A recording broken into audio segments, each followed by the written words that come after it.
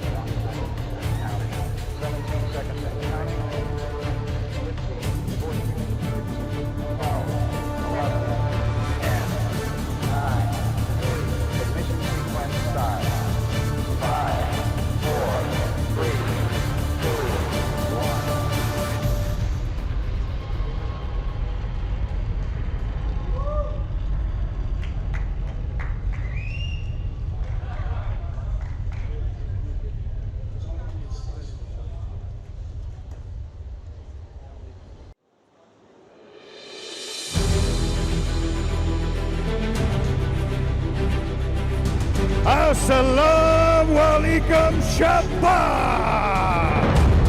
I want you to be loud. I want you to be proud. It's time to be brave. Are you ready?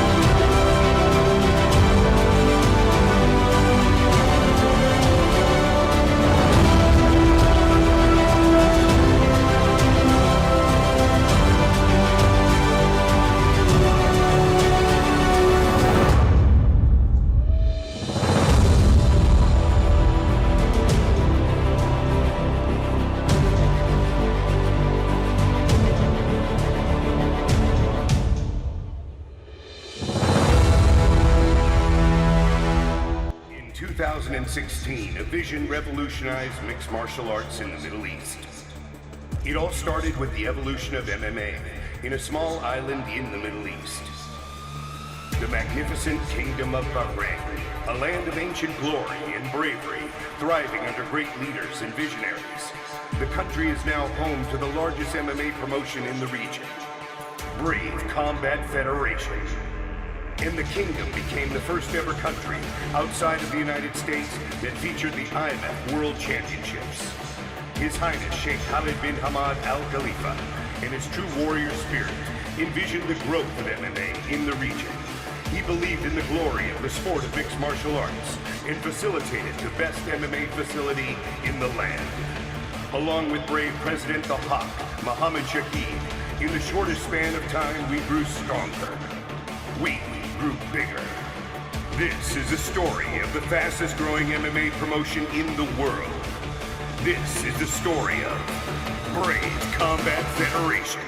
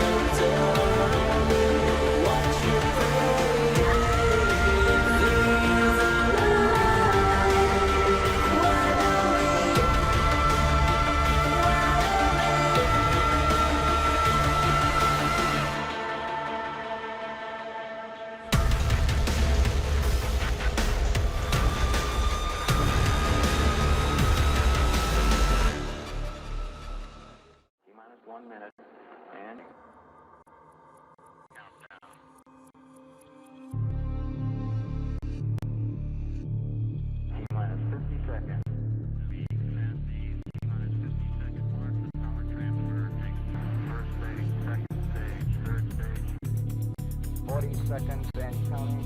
T-minus 37 seconds, and our count continues to go well. T-minus 30. T-minus 25 seconds and counting. T-minus 20 seconds. T-minus 20 seconds and counting. 17 seconds and counting. 15, 14, 15, 12, 11. Start.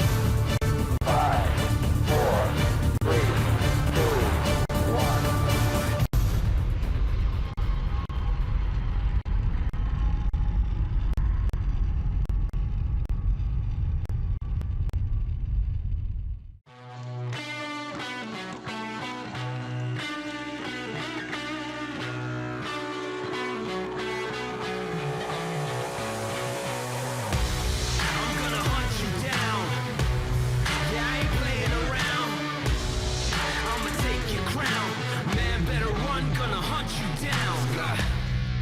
The bravest.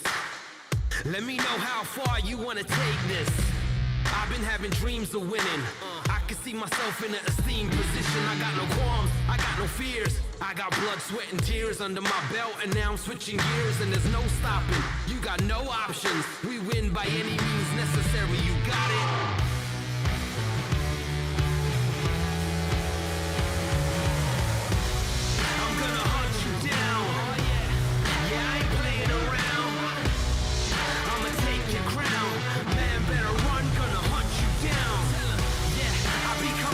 Like Hannibal, I'm a killer, call me a cannibal.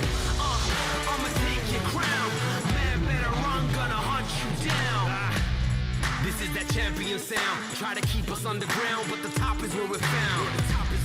We got a story to tell, how we made it through hell, and now it's time to prevail. See, this is in my blood, running through my veins. I've had visions of this, bruh.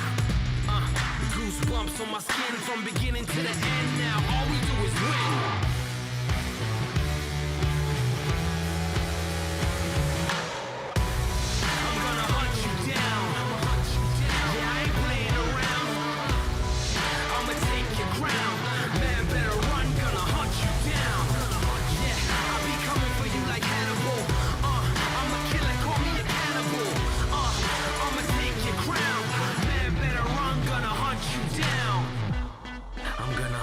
Down.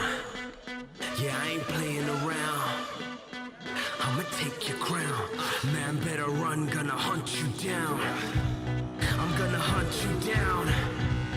Yeah, I ain't playing around. I'ma take your crown. Man, better run, gonna hunt you down. I'm gonna hunt you down.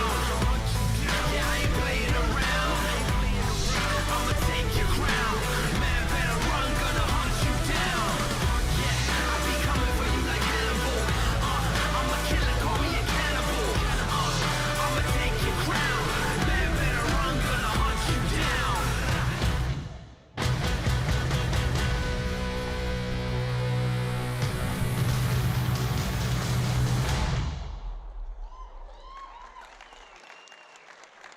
All right, ladies and gentlemen, as we make history, for all those millions watching around the world, we'd like to thank our incredible sponsors. Sabaya Casino, for being our amazing hospitality partner here. Sun International, Abu Dhabi Sports, and Green Hill. Ladies and gentlemen, get ready for tonight. Superman versus Gaucho. And I want us to rip the roof off this building tonight. I have one question for you, and one question only. South Africa, are you ready? Let's bring out our first warrior into the Brave 31 South Africa cage. From South Africa, please welcome Matt Rainer. Never satisfied, I'm trying to be richer and pour out a little bit for those who ain't with us.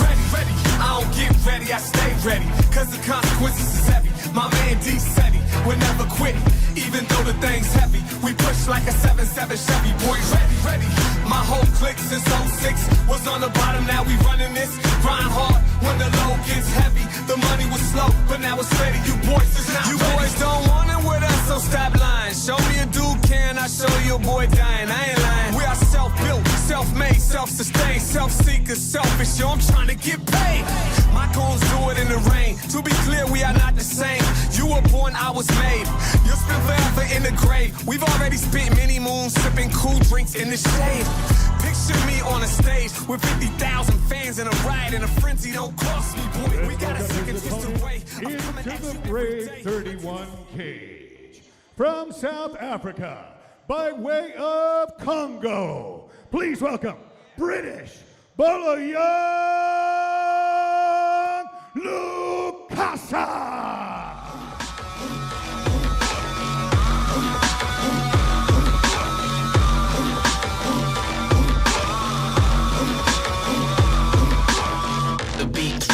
Light-skinned kneecapper, smoking on blue cheese samples. Knuckle up, my fists send you to your next chapter. Hoping you're buckled up, it's a rough ride if you fuck with them. You'll need a doctor, but Dre ain't helping you. You're into the next MC for your ice cubes, and threw them up in your face with the easy E thrust. Yelling for the DJ to crown me like an Arabian prince, but the strings I pull ain't the type you strum like an 86 guitarist. Guitars with a loaded NWA gun instead of fret bars. I never fret bars. My sweat only drops some members of my familia. Numbers so familiar. I'm doing duplicates and looping it. You full of it. I'm feeling. All right, ladies and gentlemen, our first battle in the cage is 5 3-minute rounds in the welterweight division. Introducing your first warrior. Fighting out of the blue corner, This man's a mixed martial artist making his MMA debut. He stands 183 centimeters tall and weighs a ready 82.1 kilograms. Representing Nest BJJ and fighting out of South Africa, please welcome Matt Rayner. And his opponent, fighting out of the red corner. This man's a mixed martial artist, also making his MMA debut. He stands 175 centimeters tall and weighs already 79.4 kilograms. Representing Carlson Gracie, Lion's Den, South Africa, by way of Congo. Please welcome British Boloyan Lucasa. Your referee is Decky Larkin. We're looking after both our fighters. Doors are locked and we are ready to go. Let's go. Brave Combat Federation 31. Fighters touch hands and we are ready. Phil, I'm glad to see the fighters aren't going crazy at first. It's not a smart way to fight. There's going to be a little feeling out period. Each of them's going to try and get a sense of the other one's timing, reflexes, footwork, and once that happens, can happen in 10 seconds, can happen in 30, can happen in 40 seconds, then the fight is really going to begin in earnest. I think it's really a question of who lands first in this kind of a fight. Both men sensitive, both making their professional debuts on a huge platform.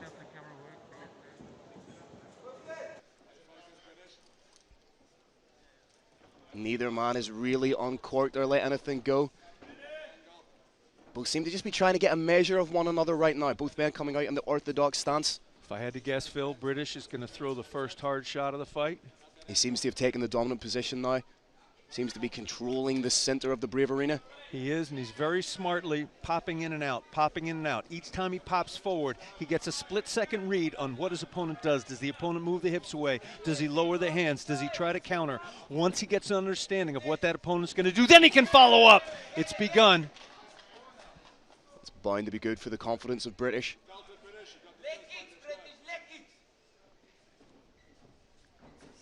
Again, it's almost as if Reynard's being reactive. It's almost as if he's trying to counter-strike, waiting on that stimulus from British Lucasa. Now, big overhand from British.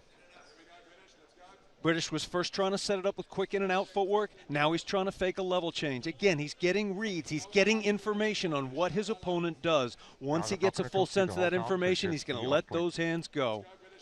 Downloading the data, so to speak. As you can see, he's changing levels, perhaps trying to bring the hands down of Matt Reynard and come over the top, as you've alluded to, Cedric. Matt's got to do two things. One, he's got to lower that chin, and two, he's got to start trying to get a read on his opponent. Look at the distance in the chins. British's chin is tucked in. His opponent's chin is up a little bit. If a hand hits that chin, it's lights out, night's over.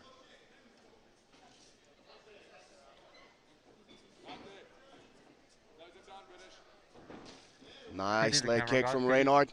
That's his first real strike that he's thrown in with any kind of conviction. What Reynard, needs to be careful dropping those hands when he throws that leg kick. It's almost as if British is anticipating that, waiting for the kick and then coming over the top. As you said, British sees an opening for that overhand right. If he can catch his opponent moving into it, lights out, night's over. Reynard needs to be careful of continuing to circle in that same direction. Nice 1-2 from British.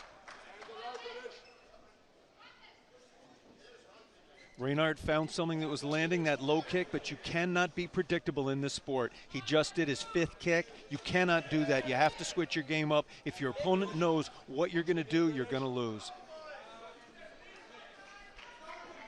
British very much stalking now. He just wings a big overhand. Very close. Reynard now responding by bringing the hand up. We may see British start attacking the body. British now knows when he throws the beginning of a high shot, his opponent's hand is going to come up. You may see him attack the body off of that. Essentially a strategic kickboxing battle we're seeing right now. Neither man has opted to clinch or threatened with the takedown. Oh, beautiful shot from British. And again. British has now found his mark. He's starting to use that head like a speedball. There's the overhand. It's starting to get through. I do not want to see that right low kick from Reynard again. Reynard's head movement is like my relationship with my father, virtually non-existent. Needs to get that head off the center line. Very smart from British. He's not relying on that overhand right too much. Mixing it up with a jab. You may even see him throw a kick or two, and then you're going to see that overhand right again. A little bit of head games, calling his opponent in.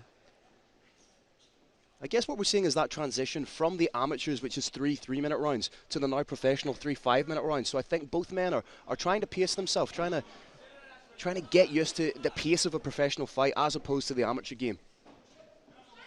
What you're seeing from British here, Phil, is an attempt to set up timing. If you hit somebody who's moving away, their lights do not go out. Hit somebody moving in, and even a 3/4 power shot can do it. He's trying to get his opponent to move into his shot instead of away. If that happens, it's over. Round 1. Very clear, I would say. 10-9 for British. You concur? I think that's fair. Phil, what are you hearing? There is an unusual sound coming from the darkness. I think we're engaging in a little bit of a traditional warrior drums, my friend. Brave Nation, I hope you can hear it as well as my broadcast partner Phil and I are. It's an incredible drumming. It's getting my heart rate up. British Lucasa, his corner are bound to be the happier with that round. It'll be interesting to see how Matt Reynard comes out for the second round. If he comes out and tries to stamp his authority on the round, because he was essentially quite passive in that first round. He was essentially reacting to everything British done. British knows what he wants to do. He wants to land the overhand right. What we're going to see now is him attempting multiple ways to set that overhand right up. I think the chief one will be trying to get his opponent to move into it.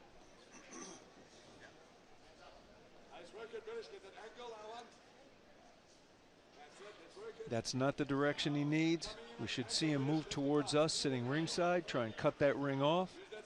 There he goes. He's trying to get his opponent to switch directions. Trying to work that angle for the overhand.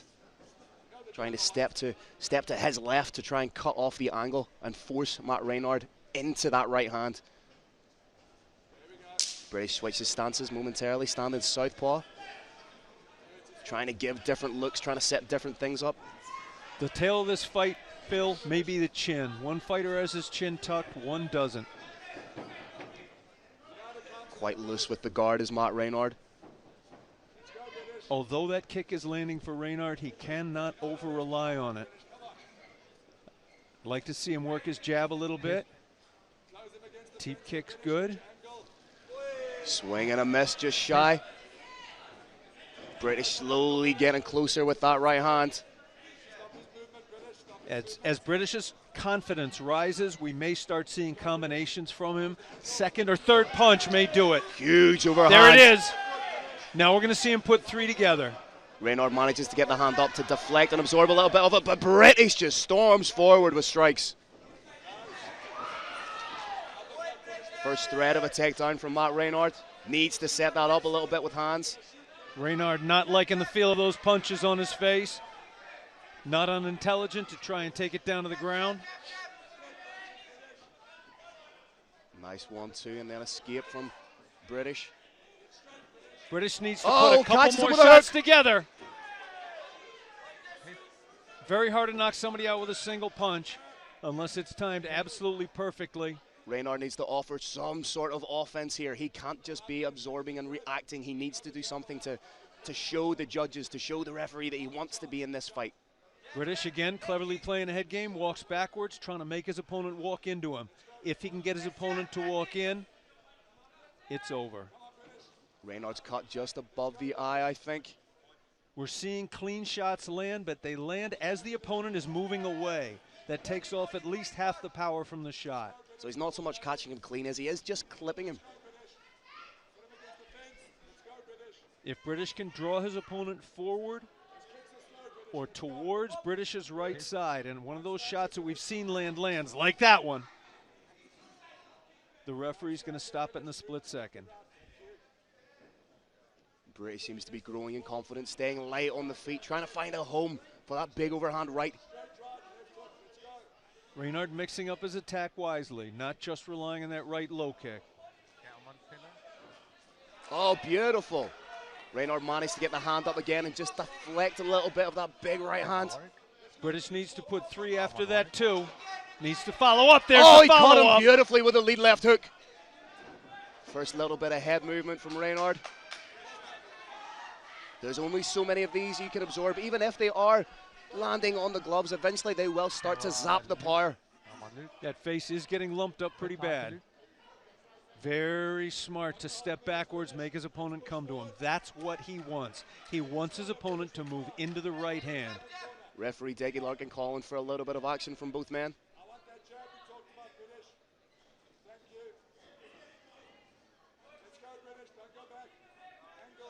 Both these men incredibly decorated amateurs, both holding national middleweight titles as amateurs, now making their first foray into the professional game. Swing and a miss from British. I'm actually impressed that British is not going crazy here and throwing shots with wild abandon. This is mixed martial arts. Fight can turn around in a split second. He knows what's winning the fight for him. He's continuing to do it, and I think he's going to refine the setups for that overhand right. British Lucasa again just trying to cut the angles. British's corner calling for the jab. We just saw a nice one that landed. And there it was again. There's a nice one too. Working the body as well, changing levels. Giving Matt Reynard different looks, different things to think about. I like the footwork of British. He's landing his strikes and then he's trying to elicit that response from Matt Reynard, trying to get him to follow into the power.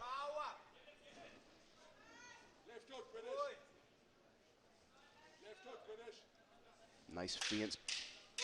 Just shy with the lead left hook. Short time now.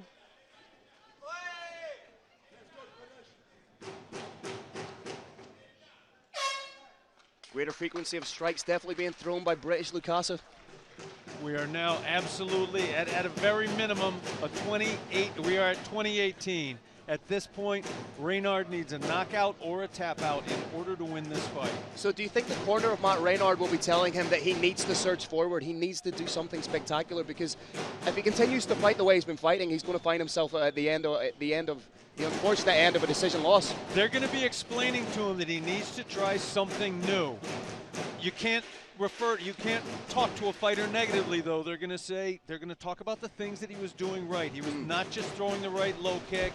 He was using his lead in his rear hand. They're just going to tell him they want to see a little bit more variety, see if he can find an opening, land a big shot of his own.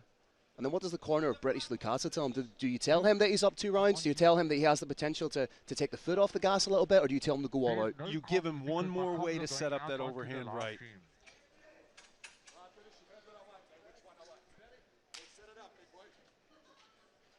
Just heard the corner say, let's set it up. That's what we're going to watch. British Lucasa looks like the fresher fighter, still light on his feet. Nice stiff jab from British.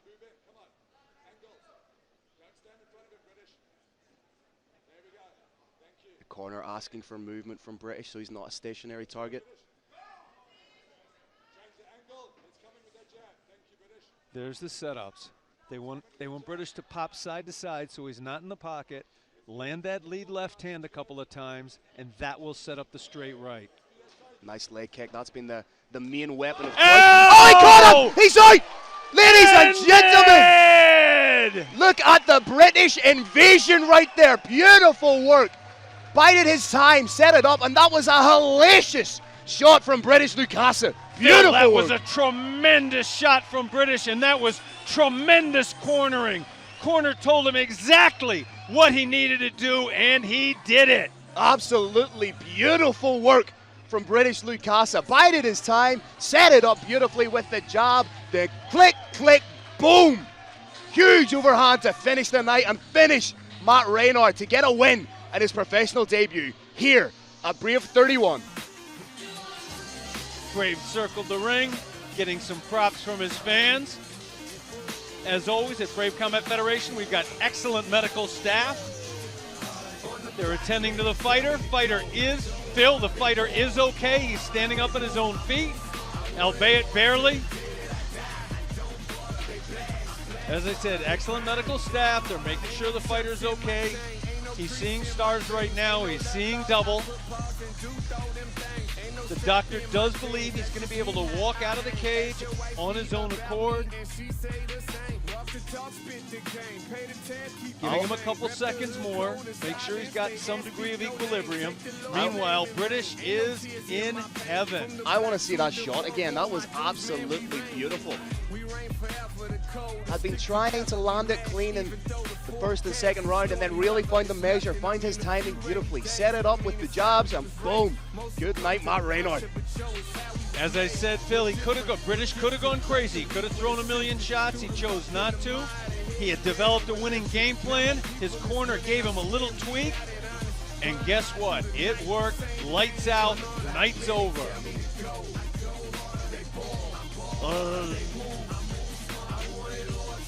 You see Matt Reynard in the corner there, just collecting his senses. It's good to see him cognitive, it's good to see him up, and it's good to see that he has his wits about him.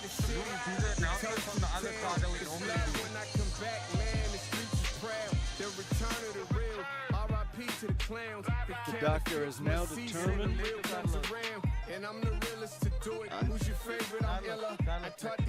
Up to Carlos Kramer for the official result. All right, ladies and gentlemen, what an explosive end to our first battle in the Brave 31 South Africa cage. This bout comes to an end at 44 seconds of the third round. Your winner by knockout, British Lucasa.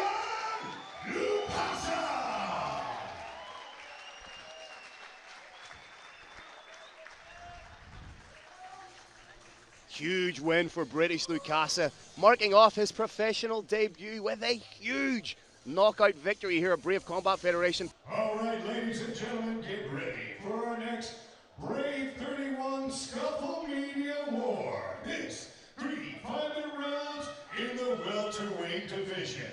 Introducing your first warrior.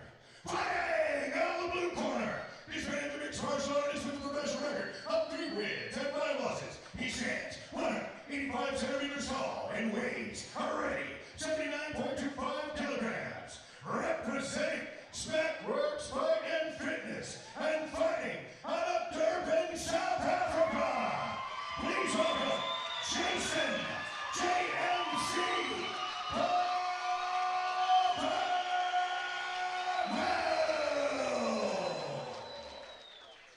And his opponent, fighting out of the red corner. This man's a mixed martial artist with a professional record of no wins and 1 loss. He stands 186 centimeters tall and weighs already 79.5 kilograms. Representing Nova MMA Academy and fighting out of Johannesburg, South Africa.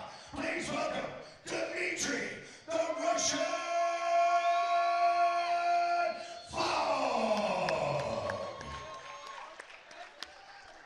Your referee, the one and only Jackie Larkin. That was perfect. Run every intro like that. Once again, Decky Larkin is your man in the middle, one of the premier referees in global mixed martial arts, but here we go. And there was a nice little glove touch. Always like to see the sportsmanship in the Brave Combat Federation cage. But once that touch is over, there is no more love in these gloves. Nice movement from Dmitri, keeping light on the feet. Walks into a heavy leg kick from Jason. All right, Phil, we already saw what may be one of the signature exchanges in this fight. When the Russian gets kicked, he's going to answer with his hands. Huge leg kick. You can hear the crash of shin careering right into the thigh, and already a little bit of marking up on the leg of Dmitri. Culverwell chasing a little bit there. Dmitri has that right hand locked and loaded in anticipation of the kick. I'm liking the Russians' footwork, particularly fighters who come from a Muay Thai background often lack that. Seeing beautiful, smooth, easy footwork. Well, then you're talking about a former national Taekwondo champion, and Taekwondo predicated beautifully on that light footwork. Dmitri looks very comfortable here. Switches things up, went low then high. Another huge leg kick from Culverwell. A takedown from Dmitri, double leg. Lands inside the open guard of Jason Culverwell. It's now up to the Russian to try and create some damage. He's being threatened by that high guard a little bit. It's over the shoulder, but the arm is not on the outside. There's no triangle danger yet, but there could be some armbar danger. He has that right arm of Dmitri isolated with the overhook. We may see him try and pop the hips out, create an angle, throw the leg up for the armbar, slowly working that high guard further up. JMC showing a very impressive, very flexible guard so far. Nice short elbow from Dmitri, but needs to be wary of overextending and leaving the arm in.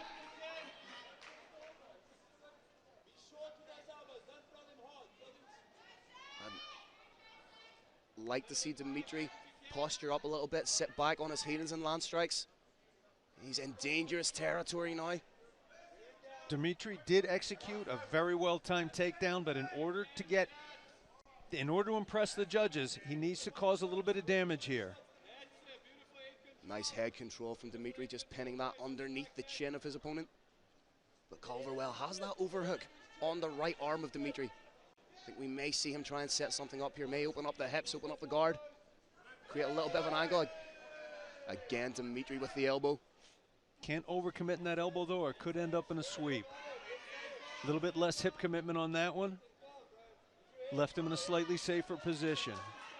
One of the main purposes of the elbow on the ground, because you don't have your hips in behind it, is to cause a cut. It does not require that you launch your entire body into it in order for it to be effective. Jason Culverwell's lone submission win did come by way of first round triangle. Let's see if he can make it 2 submissions with the work he's putting in here. Great work from Dmitri Fogg to take the back, has one hook in. There's one hook. The Russian's now going to be looking to put his second hook in. He's transitioning to mount. He's got full mount, Phil. Beautiful work. Just keeping a nice, low, heavy mount. Picking his shots, taking nice little pot shot elbows. Phil, these are legal elbows under the unified rules of mixed martial arts. An elbow cannot travel straight down from 12 to 6, but the identical elbow going from 11 to 5 is just fine. We may see him try and set something up here. Use his strikes to perhaps set up an arm triangle. Just grapevines the legs, almost in that 3/4 mount position. Culverwell's managed to recover just a little bit of purchase on Dmitri Fogg. Dmitri may be looking to set up the Kimura here. And he's got a lockdown. Stretching his opponent out. Nice positional control from Dmitri right now. Crashing those elbows in. Culverwell may use this grip to try and transition. JMC may look for an underhook with that left arm. Elbows to the body. Beautiful work from the Russian. Very smart to attack the body from here. There's much less danger attacking the body than there is attacking the head. 20 seconds left in the first round. Can Dmitri leave an exclamation point in the round? Trying to crash those elbows into the cranium of Jason Culverwell. Short time, Phil, 10 seconds. Dmitri happy just to bide his time and ride out this round in the dominant position. Little elbow to punctuate the round. Phil, who'd you like in that round? I think the story of that was the takedown and then the elbows and work landed by Dmitri Fogg. We're in accord. We're looking at 10-9 in that first round, we think. Although an argument could be made for JMC getting the 10-9 based on his superior jiu-jitsu. Well, the guard was active. He was constantly trying to create angles. He was constantly trying to isolate an arm, constantly trying to find something.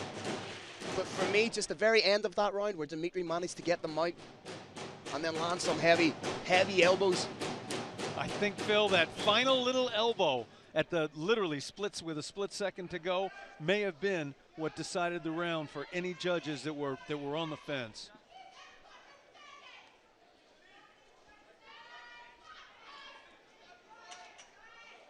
Dmitri clearly feels like he's won this round. I think he's going to try and do again exactly what he did the first round.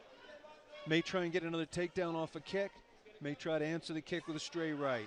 Again, Dmitri nice and light on the feet, just in and out movement. Head kick attempt from Dmitri. Opening up with the hands a little bit. Again, beautiful duck under if he gets the takedown. Uses the hands beautifully to set it up, but has he fallen right into a guillotine choke? Oh, this looks tight.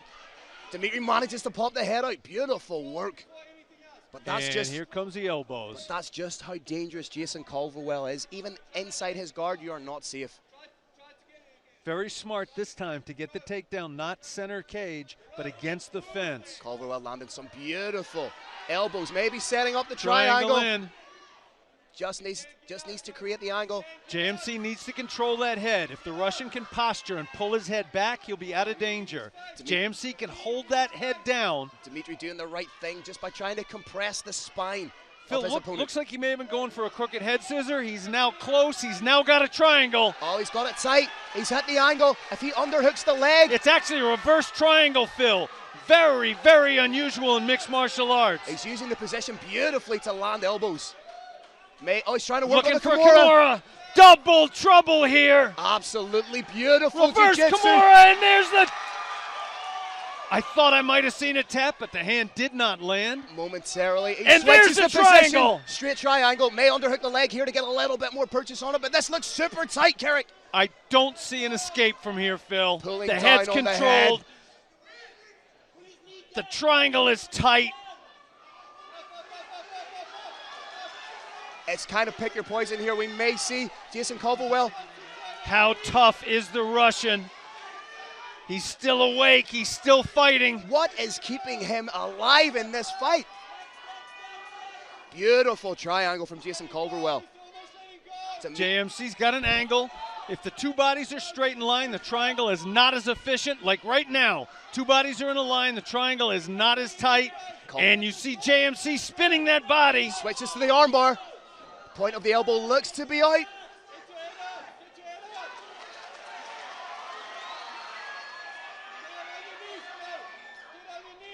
What heart. Armbar's in place. Oh, that looks tight. He just needs to straighten that arm ever so slightly. Head popped out. Beautiful Back to work. the triangle.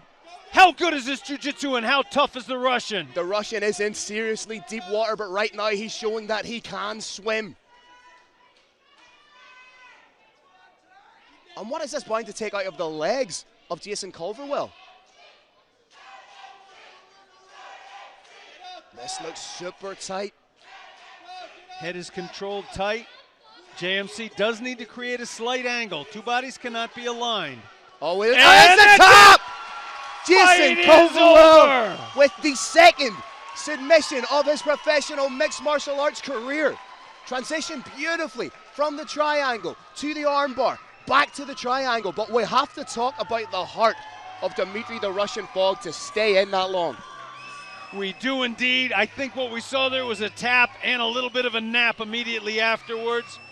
That is not somebody who tapped early. That's somebody who tapped literally as their lights were going out. Absolutely beautiful display of jiu-jitsu. And the winner! Jason Culverwell just drinking in the applause of the hometown crowd right now. Picks up his fourth win in professional mixed martial arts, and we can see just how much it means to him. His wife speaking to him. Beautiful stuff. This is such an emotional moment. I don't know that there's a more emotional moment in all of sports than in MMA immediately after you get a win. I'm hoping, Phil, we can get a replay. I would love to see that final tap one more time. But again, the toughness of Dmitri, lesser men would have tapped minutes earlier. He stayed in that triangle for what probably felt like an absolute eternity. He did stay in it for an eternity in terms of having a submission locked in. Great to see Dmitri fall back on his feet. Carlos calling for the crowd to clap. They're responding. Two fighters are embracing. Nothing but love now. Nothing but love and respect in the Brave cage.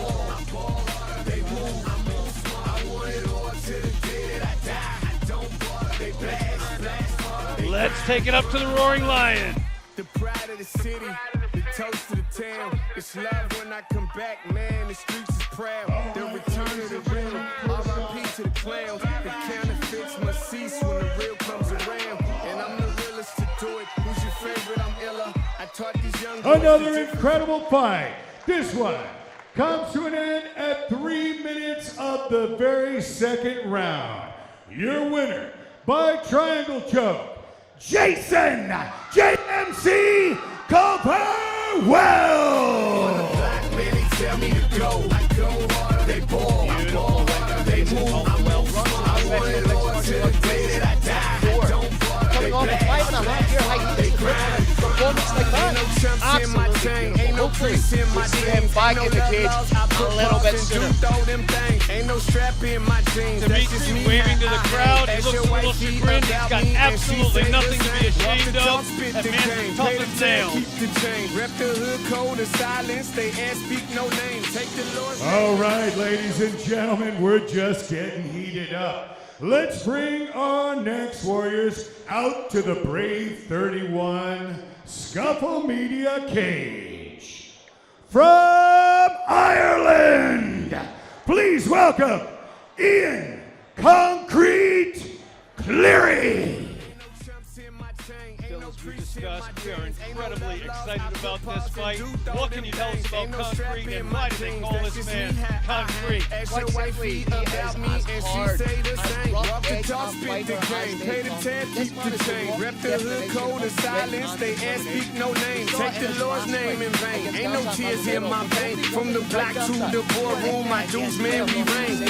We reign forever. The code is stick together. We mash, even though the forecast is stormy weather. It's nothing, I mean a few rainy days. I mean it's how we was raised. Most succumb to the pressure, but show us how we was made.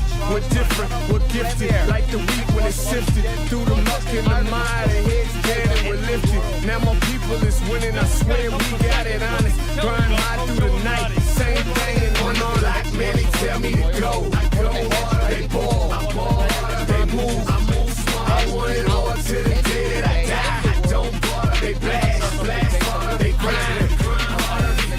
The pride of the city, the toast of the town. It's love when I come back, man. The streets is proud. The return of the real. R.I.P. to the clowns. The counterfeits must cease when the real comes around. And I'm the realest to do it. Who's your favorite? I'm illa. I taught these young boys the difference in platinum and silver. A couple dollar billers on my ladies chinchilla. Open your coat and move your body like a caterpillar. Let's get it poppin' and party like it's our last. Tomorrow ain't really promising. Yesterday's in the past. The moment is here. Let's see some. All right, let's welcome his opponent into the cage.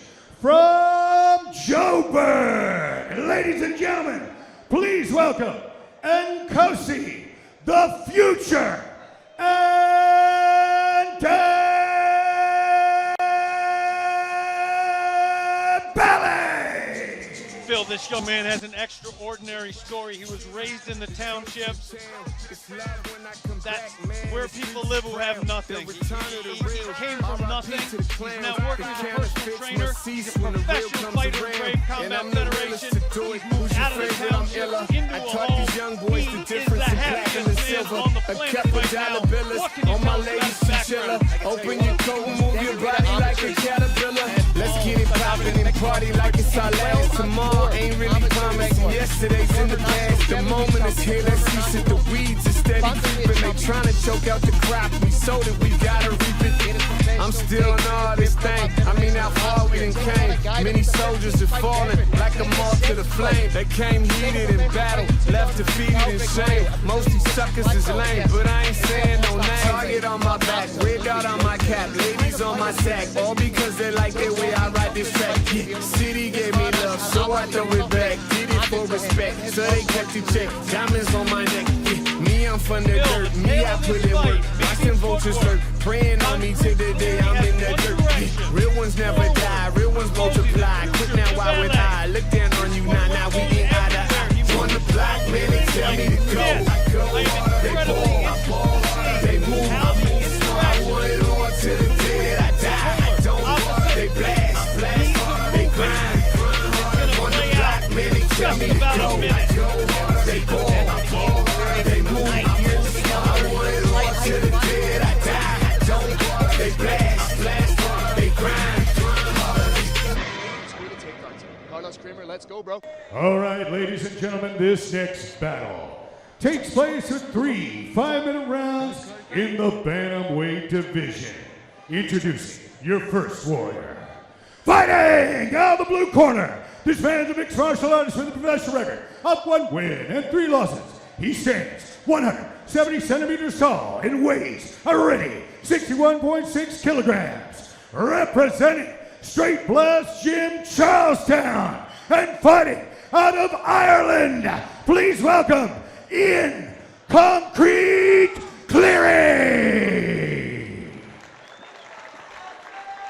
And his opponent, fighting out of the red corner, this man's a mixed martial artist with a professional record of 1 win and 1 loss. He stands 178 centimeters tall and weighs a ready 61.45 kilograms. Representing Dainfern Fight Club and fighting out of Joburg, South Africa, please welcome Enosi, the future Belly. Your referee is Ferdinand Basson. Phil, we're just about to witness a straight line versus an infinite circle. Seconds away now. Ian Cleary with a huge smile on his face. Can't wait to get started. Fight's on.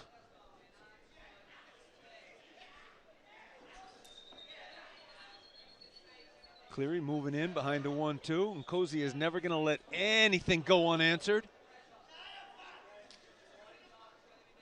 Nice quick inside leg kick from Enosi and Enosi.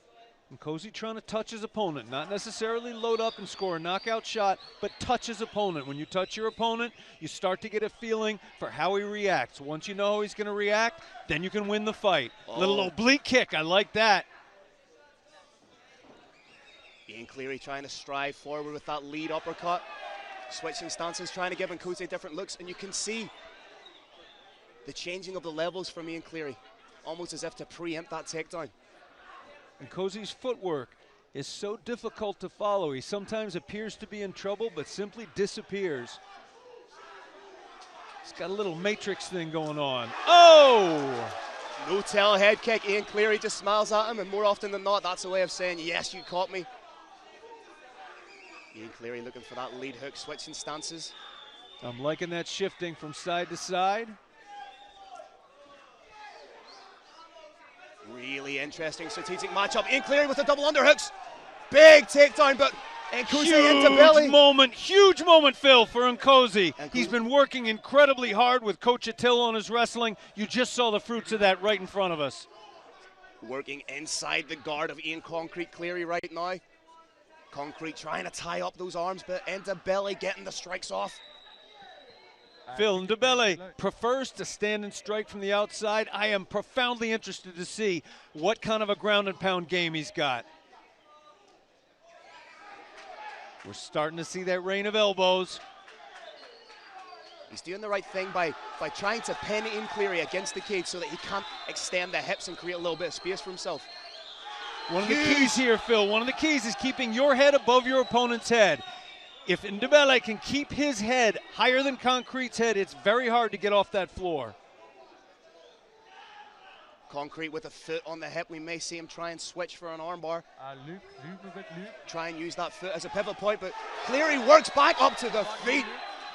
Eats some shots for his efforts. Little bit of separation.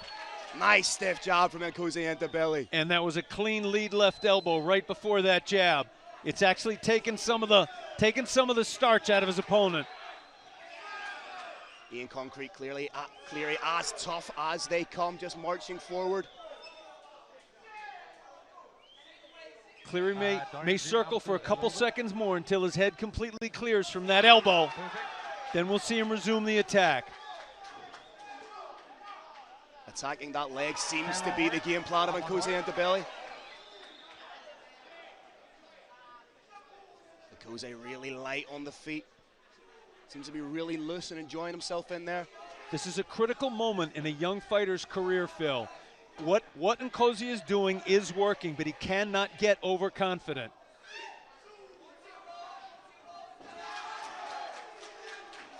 Again, Enosi with the straight shot. Head kick attempt from Ian Cleary. And Enosi is opening up. Crowd with is a going barrage. wild. Head moving around. Beautiful sprawl from Enosi into belly. We can see he must have been working diligently on the wrestling. Timed the sprawl beautifully. Attempts a knee to the body. I think that was an illegal knee. Not quite sure if it connected clean. Referee seemed to be happy with it. If the referee's happy, the future's happy. Ian needs to dig into the underhook and turn towards Enosi into belly. This is a nice new little wrinkle. We got some nice dirty boxing from the future. New wrestling, new dirty boxing. Tried that snap down knee. He's really working on that lead leg of Ian Cleary. Trying to take the pop out of the shots, lands beautifully and disengages. Phil, this is a fighter who used to want to be where we saw him, where we see him right now, standing in the outside, throwing big pot shots. He has hugely expanded his game in just a year. Nice leg kick from Ian Cleary. Yeah, we're seeing the evolution of Enosi into belly, not just a striker now, but a well-rounded mixed martial artist. Beautiful front kick, showing a real diversity of strikes. Short time, Phil, under 10 seconds.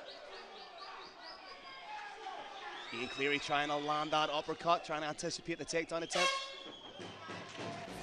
Beautiful fight from Enosi into belly. Fantastic first round, Phil. I think we're both calling that one 10-9 for the future.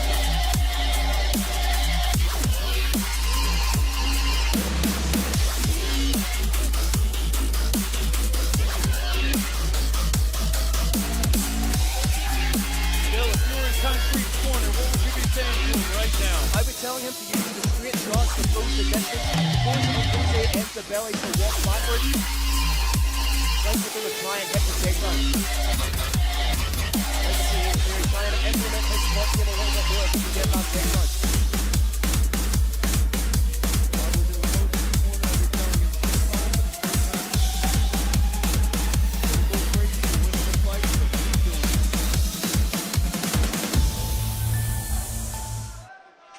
Second round, here we go.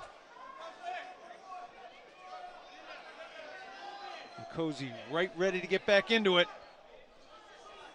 We saw the oblique kick land, low kicks, middle kicks, high kicks.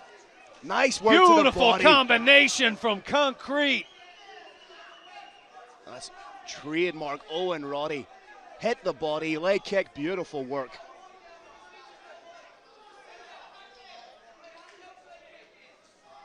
Enosi utilizing that reach, just popping off the long, stiff jab. Trying to land that straight down the middle. Beautiful again, body to leg kick. That's working beautifully for Ian Cleary. Phil, I'm seeing Cleary try and fade straight back from some of those long shots. That could be problematic for him later when Enosi decides to start following up. Gets caught with a nice straight from Enosi. Enosi trying to give Ian Cleary different looks. Tries the spinning attempt. Just shy, a little bit too close. There's always a risk reward with highlight reel techniques. Beautiful question mark kick from Enosi into belly. Doesn't quite catch it clean, but he's showing Ian Cleary that it's there.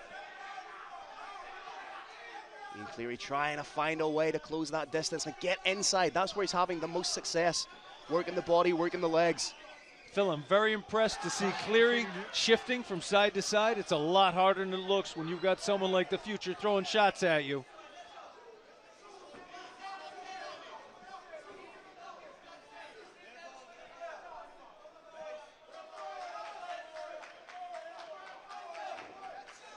Oh, nice getting the head off the center line as Ian Cleary replying with a shot of his own.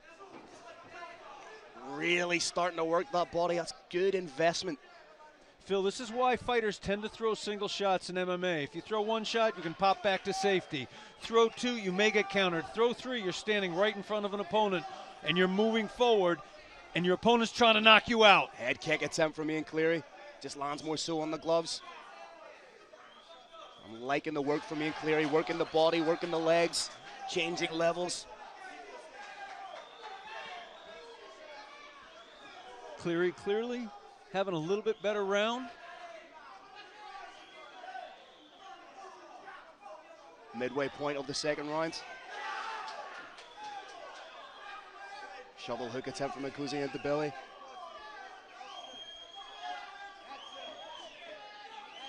Ian Cleary upping the work rate. What a Superman punch. Nice head movement from Ian Cleary. Needs to up the output a little bit. Really take the fight to Nkosi Ntabile.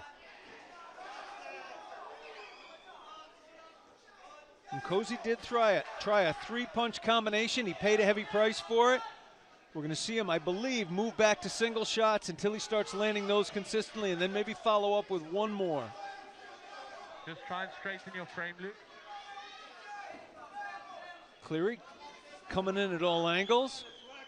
Trying to switch stances and momentarily lead with that rear hand uppercut. Again with that push kick from Nkosi Ntabile. That's the kind of kick, as soon as I see it land, it makes me cringe just a little bit. That's a kick that, if it lands perfectly, can cause permanent knee damage. But before anybody worry about that, getting hit in the head's not good for you either. Ian Cleary trying to take down, defended by Nkosi. Clinch game initiated by Ian Cleary. Nkosi reverses him, so he's now pressuring Ian Cleary against the cage. Over-under position. Spinning back kick from Nkosi. He may have hurt Ian Cleary. He hurt him bad to the body. And he's on that spinning, that landed to the body. But Ian Cleary's firing back, covering up, trying to fire back, shoots at the double. Beautiful defense. Fantastic attack, fantastic defense. This is mixed martial arts. This is Brave Combat Federation. Ian Cleary may be in trouble of giving up his back here. Nkosi in the parterre position. Nkosi may be showing us he's developing a submission game as well. Ian Cleary, smart referee wants to see some defense. Ian Cleary needs to roll on that arm. He has that arm pinned. He needs to try and barrel roll with it. Try and barrel roll forward. He's looking for it, but Philly doesn't have the elbow yet.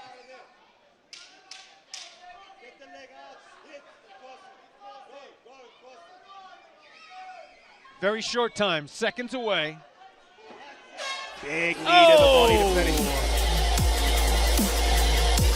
You know, there might have been a little bit of a question somewhere in that round, but that was absolutely, once again, 10-9 for the future. It was an incredibly close round until that finishing salvo from Nkosi Ntabile. Ian Cleary living up to his nickname, concrete, by absorbing those kind of shots. I'd be wondering if the hands are okay of Nkosi Ntabile, because you don't want to be punching concrete. That is a stone fact. Ian Concrete is concrete. Ian Concrete Cleary is now looking at a fight where he has to finish his opponent. He cannot win by a decision. We saw a beautiful Superman attempt, and I think if he had timed it exactly perfectly, could have ended the fight. We may see a second one. You're going to see Concrete trying to end his opponent.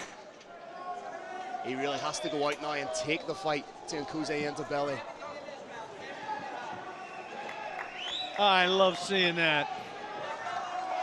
Give each other a hug and then try and knock one another out. And then try and whack him back in the liver. You see Ian Cleary trying to take the fight, trying to put the pressure on Nkosi. Nkosi showing some lovely striking, mixing in the kicks and the hands beautifully, but beautiful hook from Ian Cleary. Needs to land a few more of those.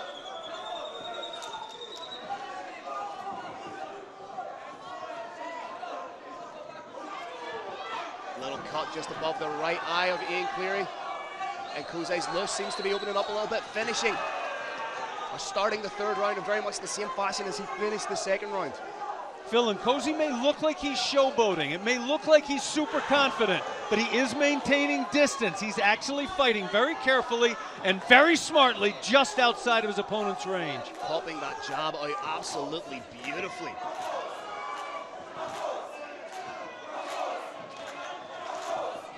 Just shy with the uppercut. Last round when Nkosi threw combinations, except for the very end, he was paying a price for it. He seems a little more confident this round, starting to put things together.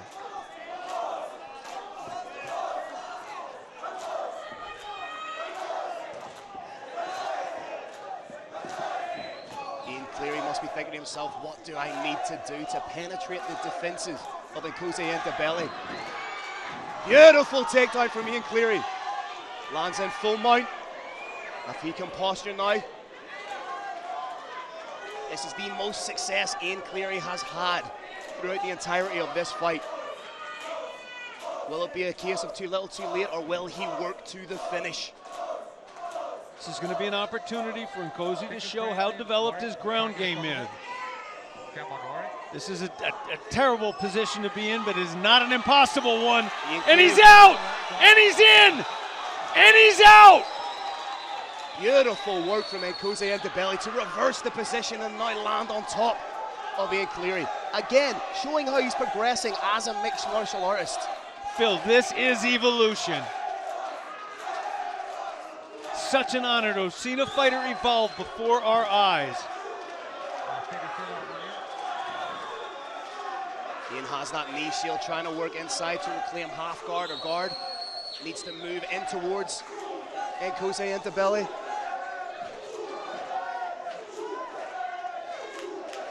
Very sophisticated guard pass underway. Just trying to smash that leg down. May again take the back. Ian Cleary trying to work to his feet. Needs to turn in towards Enosi Ndebele. Concrete up on his feet, still leading some shots, but showed he is completely still in this fight. Got some money in the bank, knees to the legs. Knees to the legs don't end fights, but they take your opponent away, drag him down to the ground. Can he hold him? May try and get a hook in. Again, Ian Cleary works to get to his feet. Enosi Ndebele is showing, there's that hook. Is he gonna get the second one? Very tough to do when you're pressed up against the cage. Hammer fist being landed by Enosi Ndebele to try and soften up Ian Cleary. The future's wisely posturing back, trying to weaken his opponent. When he feels like he's done as much as he can, he would try to put in that second hook. Didn't happen, he's going right back to punishing those legs. Huge knee, but Ian Cleary trying to pop right back up. Again, needs to turn in towards Enosi. That was a perfect example of the risk reward that is mixed martial arts. Those big knees are huge, but they also give your opponent a chance to stand up.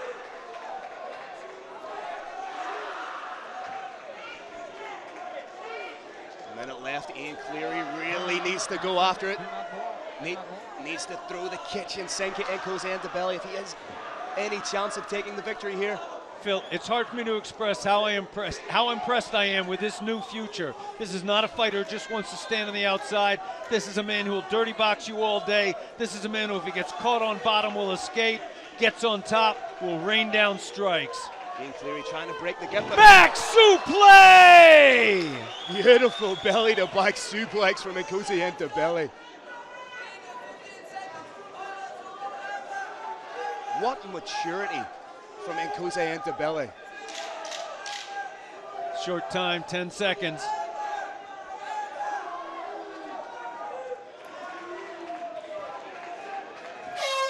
There we have it after 3 rounds of action. We go to the judges. We have seen the future and we saw concrete. What durability that gentleman possesses.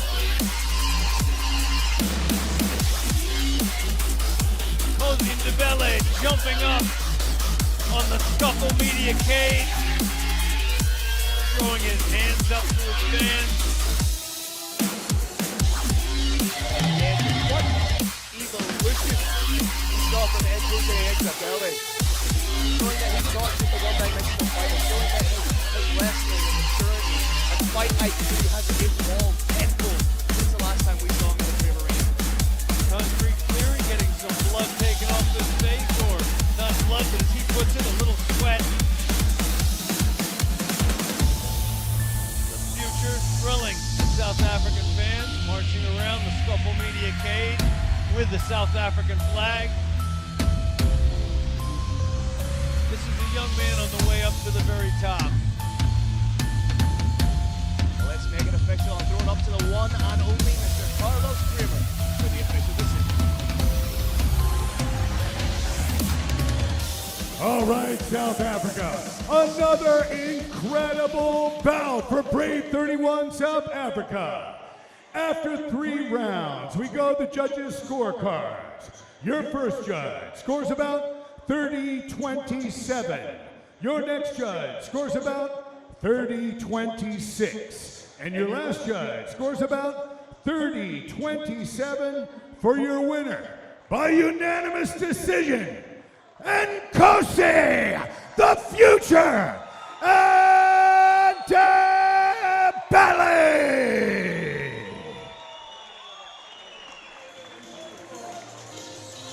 All right, ladies and gentlemen, we're going to continue our history-making show here at the beautiful Sabaya Casino.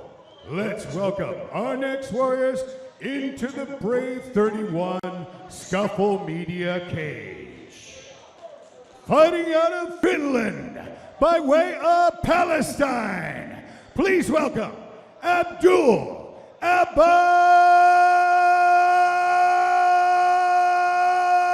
Hussein.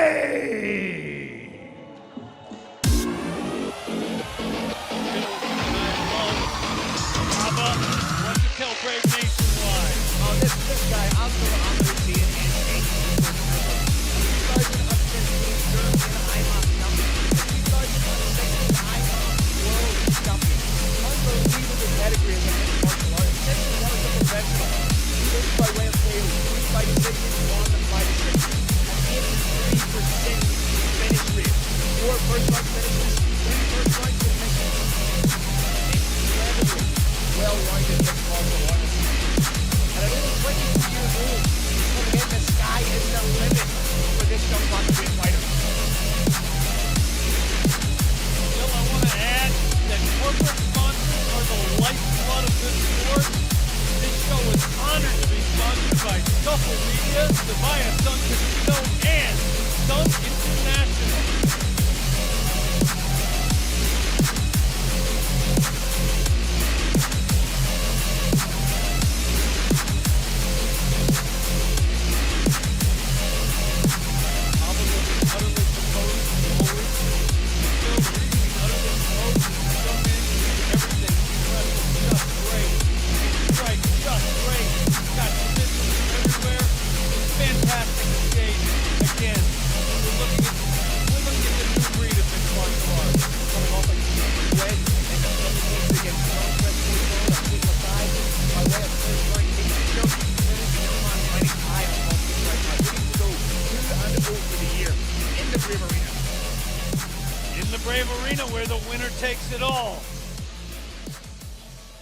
All right, ladies and gentlemen, let's bring his opponent into the cage.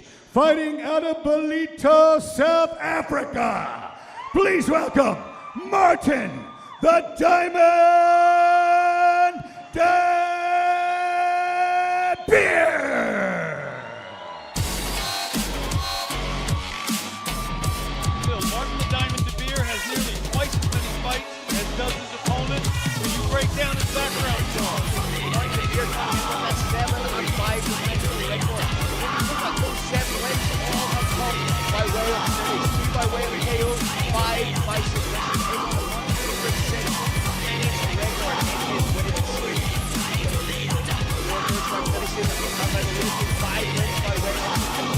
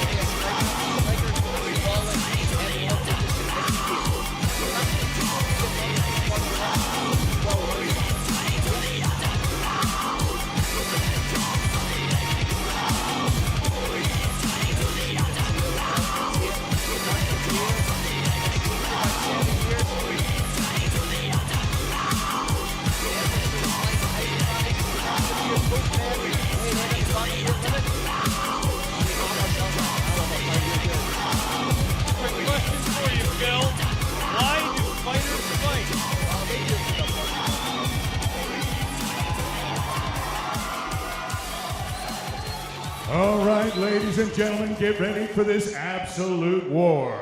3 5-minute rounds in the bantamweight division.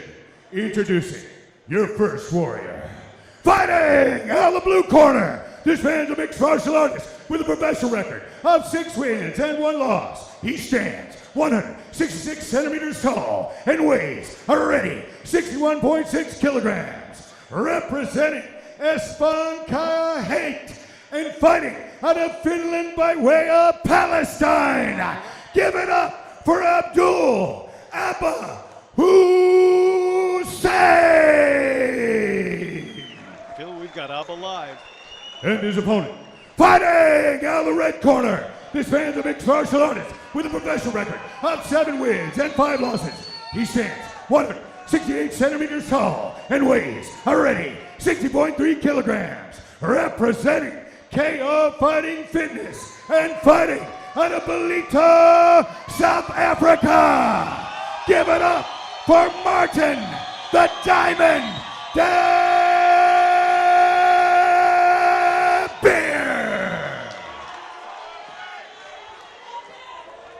Your referee is Ferdinand Basson. Phil, I love to see Abba actually clapping for his opponent. It's a really exciting matchup in the bantamweight division here at Brave Combat Federation 31. Hand touch and it's on. Dansheel Moodley aggressively moving forward. Nice low leg kick from Abba.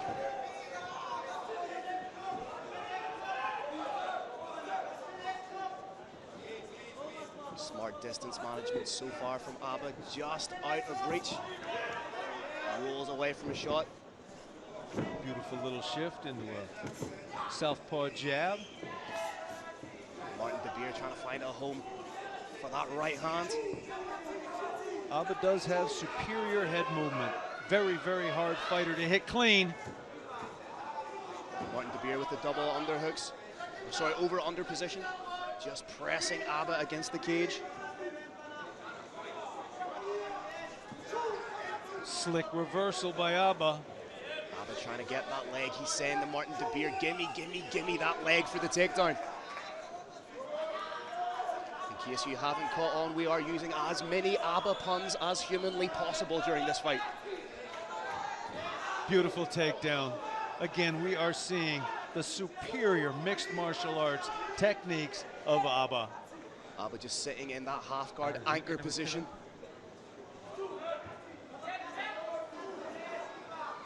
It's a position we've seen pretty much popularized recently in mixed martial arts.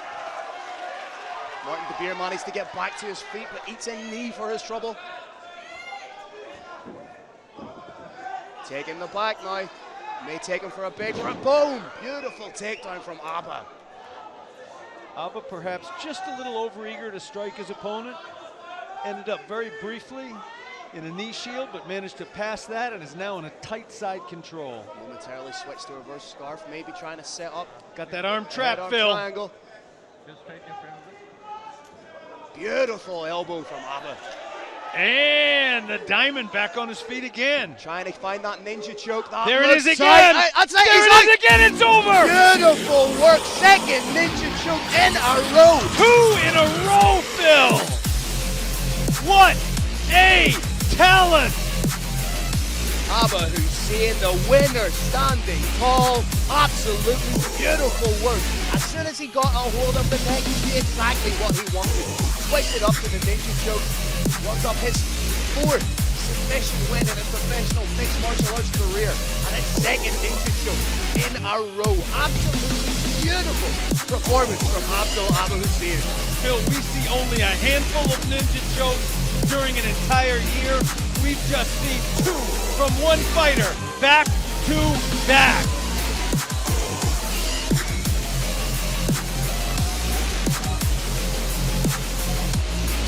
And Phil, those of you in Brave Nation who aren't that familiar with this sport, some people look at a choke and they think it's dangerous. It's not. Getting hit's dangerous, getting choked is not. Abdul Hussein runs his professional record to 7 wins with only 1 solitary loss.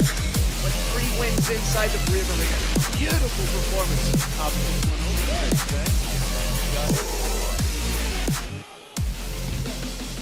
All right, ladies and gentlemen, another explosive finish in the Brave 31 South Africa cage.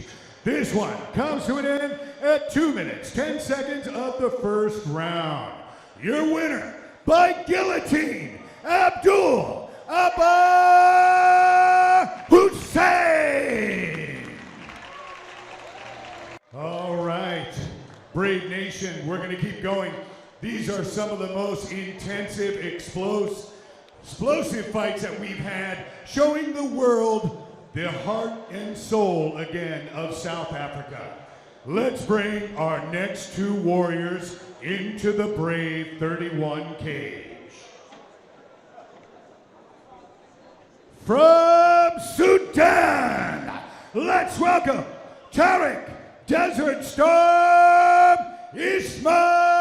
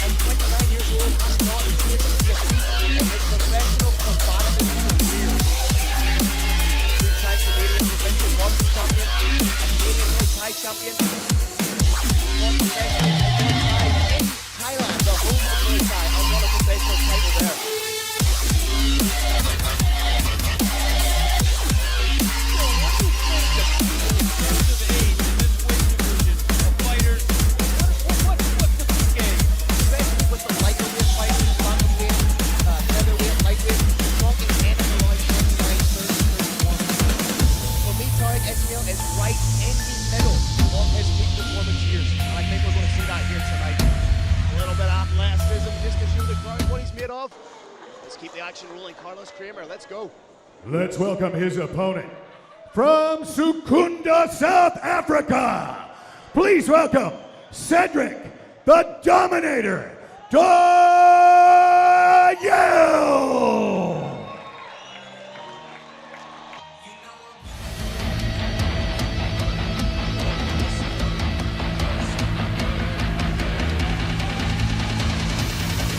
Cedric, the Dominator, and Avon possessed.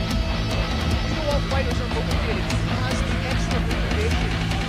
His wife just gave birth to their second daughter yesterday. This man is fighting for national pride. He's fighting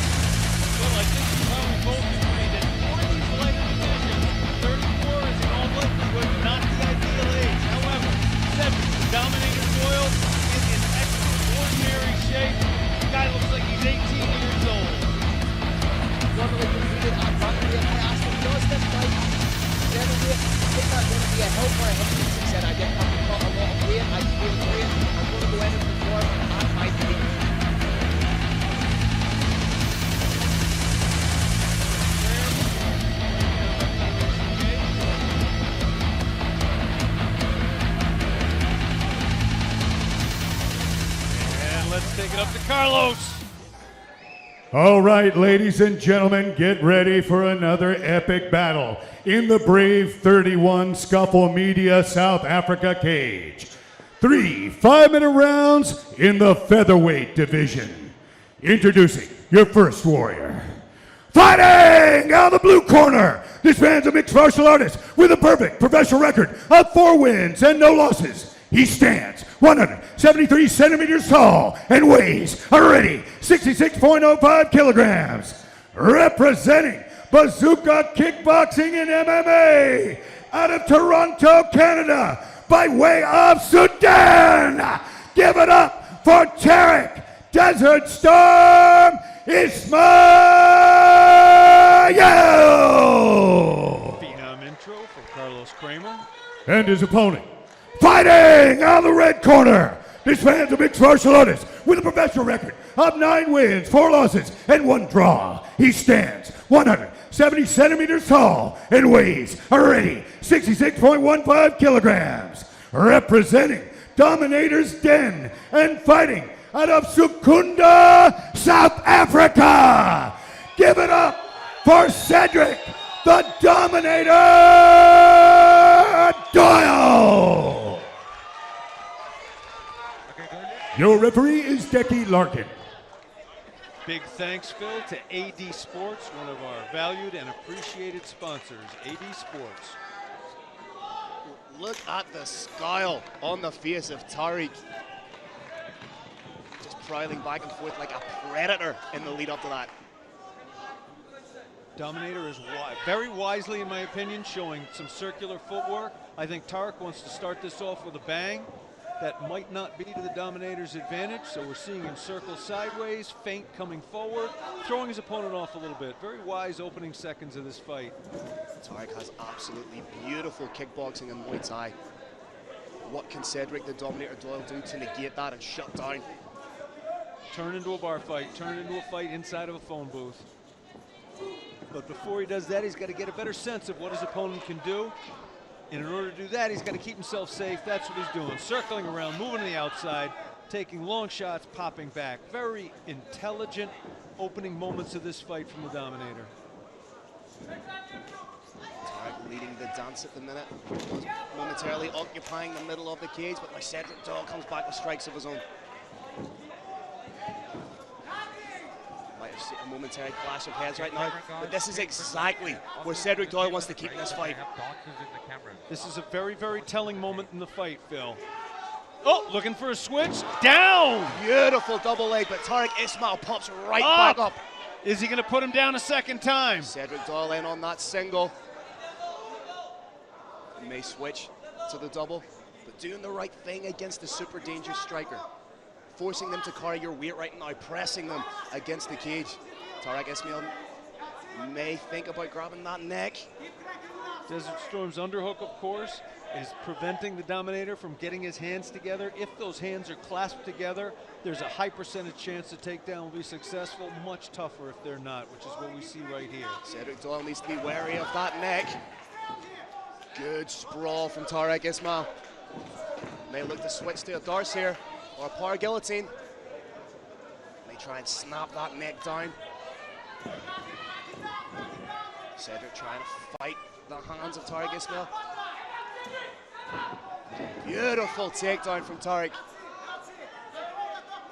Just trying to control the body right now of Cedric Doyle. Looking for a Darce setup right here. Trying to swim that arm underneath the armpit through. Yeah, there it is. He hit his opponent's head to try and get his opponent to try and tuck that head. Once the head is tucked, the Darce is there. Cedric Doyle with the arms clasped around the leg of Tariq Ishmael. May look to pop through for a single leg. And needs to be wary of the Darce here. You can see Tariq Ishmael has that arm just underneath the armpit. Switches positions. Nice jiu-jitsu from the Dominator. Phil, you and I were talking earlier today about how impressed we are with the level of jiu-jitsu in this nation. Cedric Doyle, a legitimate Brazilian jiu-jitsu purple belt, so he knows what he's doing on the ground. Tariq Ishmael sits through on the Darce, may look to hook a leg. Anaconda's set up. Beautiful work from Doyle to come out the back. Oh! Needs to be wary of the arm. Looking for the arm bar, and they're both up. Beautiful level change from Tariq Ishmael. Just trying to hit that double. Beautiful work. Cedric Doyle trying to isolate the neck. Seems to be using it more as a control mechanism than going for the submission. Phil Tariq could have, at that point, taken the fight up to standing. I think he wanted to prove he can get a takedown too. He wanted to show the judges he's capable and confident everywhere. There's potential for a Von Flue choke. Well, how tight it is. The referee can see. He's watching very, very carefully. My guess is there's no immediate danger. Trying to get that leg through for the mounted guillotine. If he gets that leg through, he'll get so much more purchase on it. Abandons it. 10 seconds left. A little bit of body work to finish up from Tariq. Very smart way to punctuate that fight. Absolutely terrific round for Tariq Desert Storm Ishmael. We are in complete agreement, 10-9. I think so, yeah. Just real dominant wrestling as well from Tariq.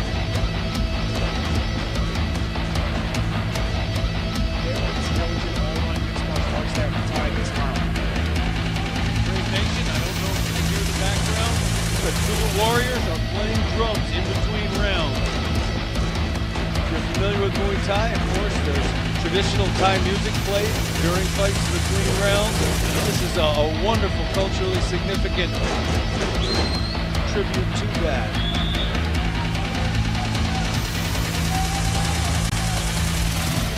Phil, you're in the Dominator's corner. What do you tell them to do differently this round?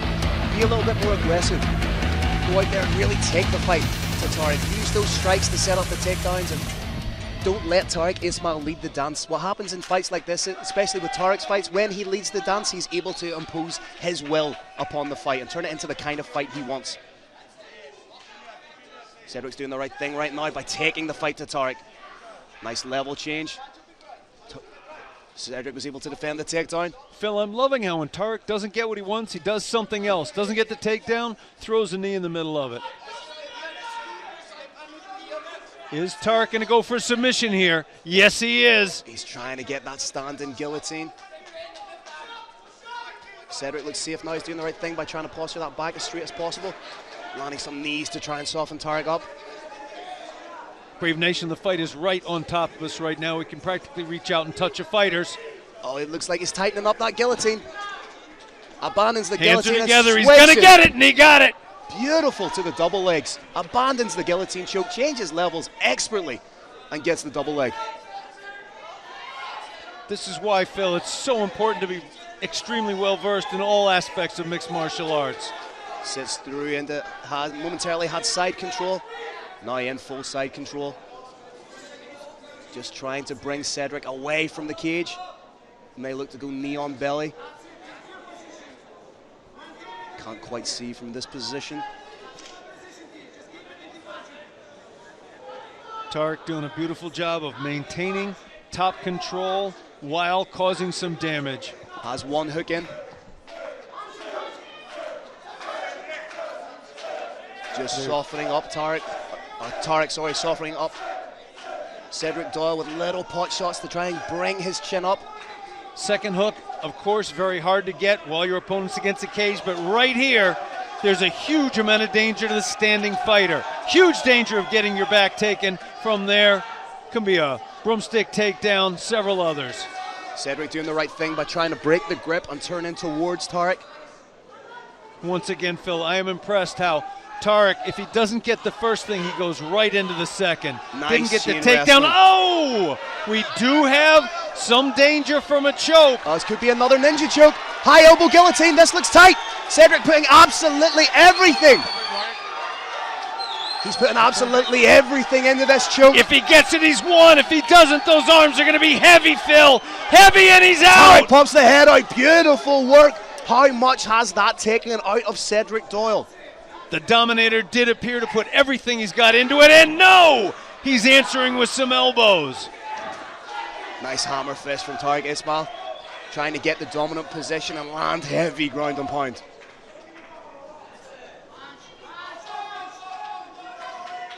Tariq just standing over Cedric right now. May look to swing the legs, just dives right into the guard instead. Cedric doing the right thing by trying to scoot to the cage apron to try and use it to walk up.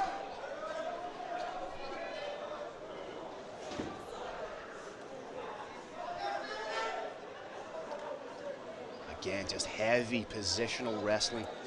And what I like about Tariq's game is he's not trying to rush anything. He's not preemptively trying to make something happen that's not there. He's happy to solidify the position and work from there. And he's happy to do it in any of the different component parts of mixed martial arts. He's happy to wrestle, happy to work jiu-jitsu and positioning, real happy to strike. Just over a minute left in this second round. Dominator is going to want to try and post up, stand, but without having that back taken. Success, and the Dominator threw a knee in the middle of that. Over-under position for both men. Sharing an overhook and an underhook.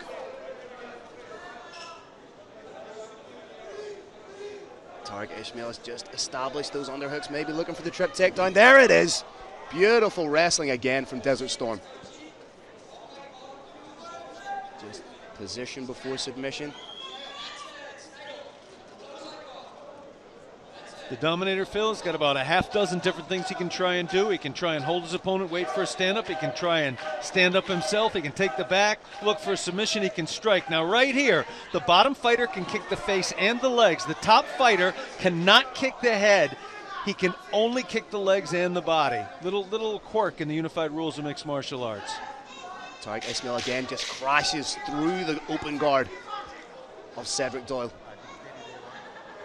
And again finishes the round in a dominant position. Once again, Phil, I think agreement. This fight now stands at 20 to 18. There is no way for Cedric the Dominator Doyle to win this fight by a decision. I'm excited to see how he comes out for the third and final round. I think the most telling part of that fight was that guillotine attempt from Cedric Doyle. Agonizingly close to him. I think potentially that may have taken quite a bit out of him because he put absolutely everything into that guillotine attempt. But it also offers him a roadmap to how he could win this fight. It's not going to be by simply outpointing his opponent for the next 5 minutes. He's got to go for the finish. Oh, yes, whether it's a submission or a strike, he's got to go for broke.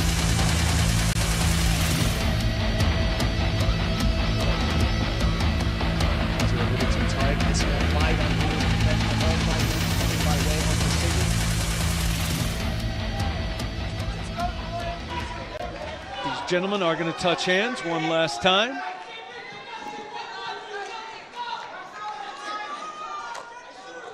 Doyle on the aggressive. Trying to close the distance, but eats a lead hook for his troubles. Nice job from Tariq Ishmael. Whoa, Phil, I'm loving this. Cedric Doyle. Coming out a little bit more aggressive. Trying to put everything into this. Knows he's down, so he's throwing bombs. I like what he's doing, just trying to get the head off the center line and then come over the top. Needs to chain those punches together, punches and bunches. It's a stiff jab for his troubles. Beautiful leg kick.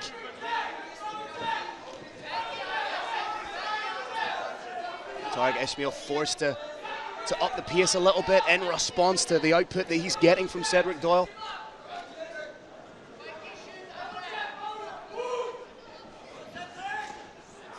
Nice clean boxing from Desert Storm.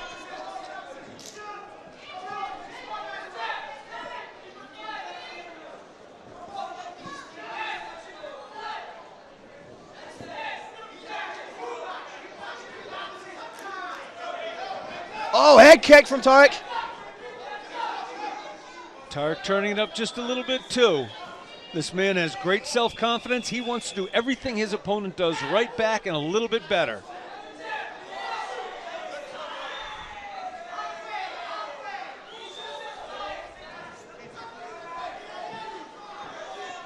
Phil, do you think Cedric Doyle is going to be looking for a takedown at some point, or is he going to try and end it standing? I think he's going to try and end this. He's going to try and load up on his shots and try and score that one big home run Hail Mary punch. Did well to defend the takedown attempt from Tariq. Those are absolutely gorgeous Muay Thai leg kicks. Just turns the hip over beautifully. Takes the back. We see a big dump takedown.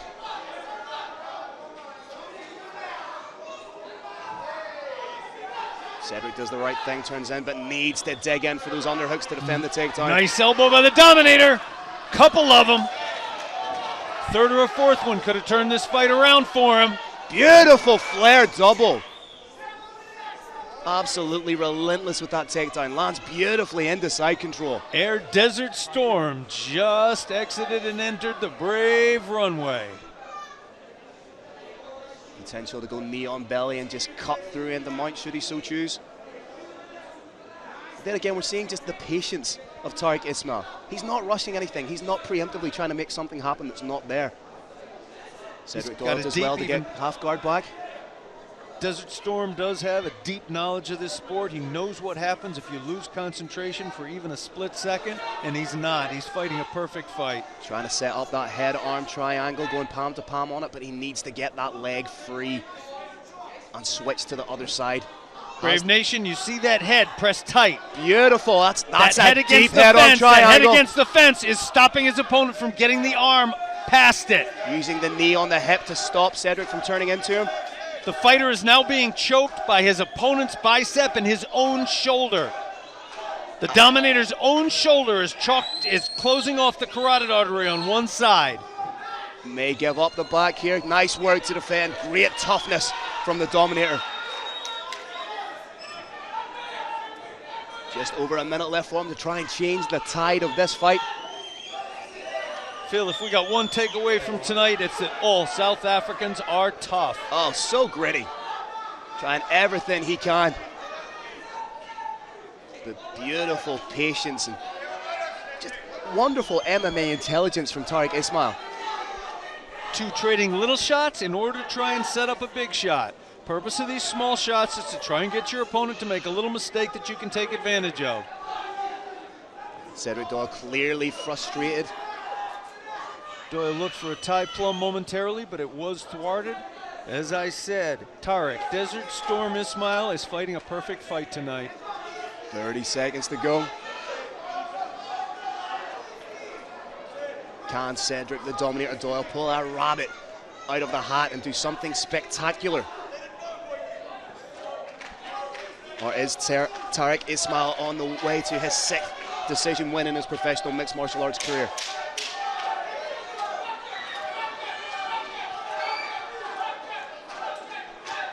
Cedric giving it a final shot. Given the position he's in, that was the best he could throw. Won't be good enough, but that was one tremendous fight.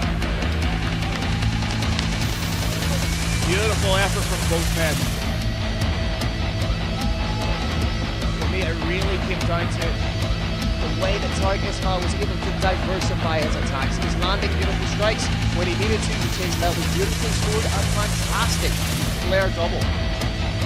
Terrific sportsmanship and respect shown by both fighters. That's emblematic of what this league is all about. Brave Combat Federation was formed by Sheikh Khalid bin Hamad Al Khalifa from Bahrain. His Highness had a vision of a better mixed martial arts, and he has built it. Also, big thanks to AD Sports and Green Hill Apparel, and with that, it looks like the Roaring Lion Carlos Kramer has the official results. All right, South Africa, let's give it up for these two warriors. What a great fight! After 3 rounds, we go to judges' scorecards. All 3 judges scored about 30-27. For your winner, out of the blue corner, Tariq Desert Storm Ismail!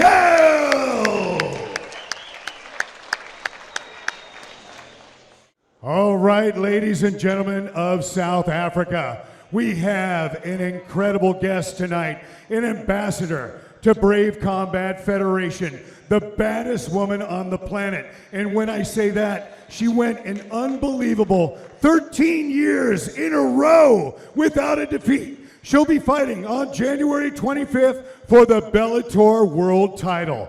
Ladies and gentlemen, please welcome the baddest woman on the planet, Chris Cyborg. Chris, how does it feel to be here in beautiful Durban, South Africa, and enjoying Brave Nation in the South African heart? I'm third time I come to South Africa. I love the people here. I'm doing all my camps here. Johannesburg. And come to the compete again. Have made the opportunity for the Sheikh Hanekom, for having the opportunity to be here. And he's doing a great job in the show and being here. You know what a pleasure it is to meet the fight to be here. You know, it's so amazing for us to have an organization like Brave Combat Federation changing truly the world of mixed martial arts, going global. Your training camp now this time, it looks like you're a brand new Chris Cyborg. What can we expect on January 25th as you fight for that title for Bellator? No, all the time I train really hard and I give my heart, I give my best inside cage, and I was with the ground hands. But see what's gonna happen, but you know I do my best. That's it, just work hard. A true example for all to follow, a pioneer of mixed martial arts, especially for women. How proud are you of being one of the first pioneers for women in the sport, and how far women have evolved? No, when I start training, I'll have a lot of girls training, just guys, and I just want to do my best and show the girls can fight like the guys, do techniques and do amazing, and the aggressive fight, the excite fight. And I think the girls proving this, and in the Brave having girls fight, and I'm really happy about that. And just keep working hard and prove we can do that, we can do our best. Ladies and gentlemen, the baddest woman on the planet, give it up for the one and only Chris Cyborg. Thank you.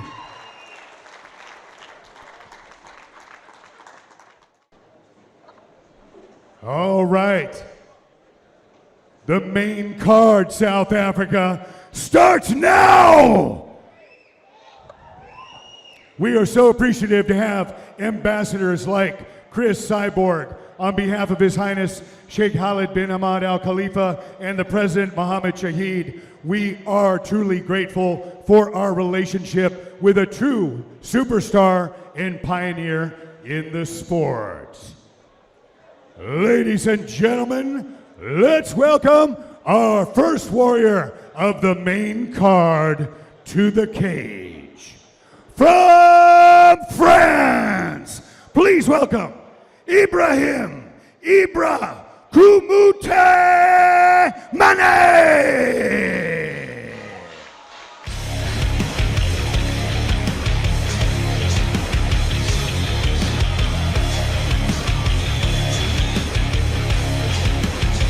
Ibrahim Mane making his way to the Brave Arena.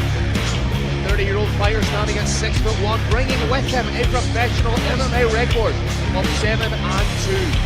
To break that down a little bit, his 7 wins, 4 by way of KO or TKO, 2 by way of submission, locking in at 86% finish rate.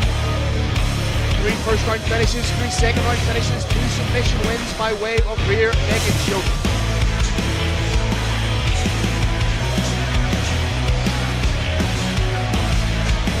Competing in South Africa twice, going 1-on-1. He's hoping to break that 500 dot and make it 2-on-1 in South Africa.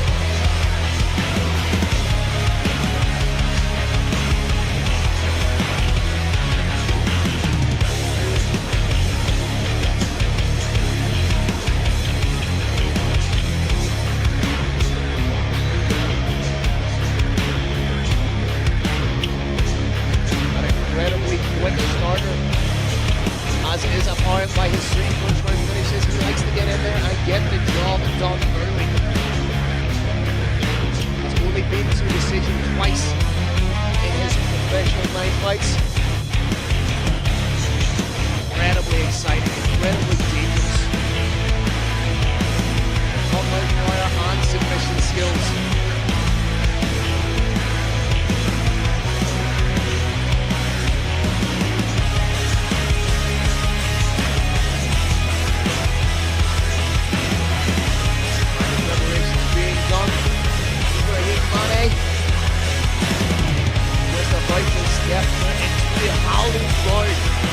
is the Brave Arena.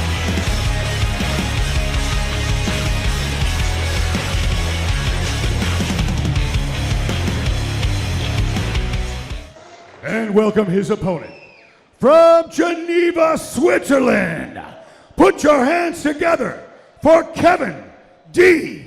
Ruart. Phil, I know you're going to break Kevin down for us, but I did want to say that I really am impressed by this entrance because the fighter has just a little bit of sweat on him. When you see a fighter enter the Brave cage and his skin is dry, it's not a good sign. We are looking at a perfectly warmed up fighter, and here comes Kevin Ruart. Kevin D. Ruart, a not dissimilar record to his opponent Ibrahim. 7-3 as a professional, 2 wins by KO, 4 wins by submission, and 1 decision. Again, an 86% finish record. Currently riding a 5-fight win streak. Fighting out of Geneva, Switzerland, you see former welterweight world champion Karl Amusu in his corner.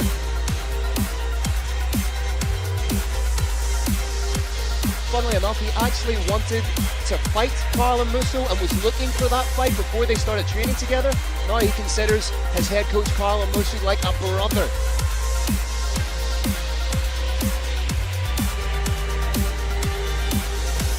Not just a knockout artist, but also a Brazilian Jiu-Jitsu purple belt. There we see the tail of the tape. Both men similar in age. Slight height advantage goes to Ibrahim. Both men weighed in on point. Both these guys are absolute specimens, Kerry. They are monsters, Phil.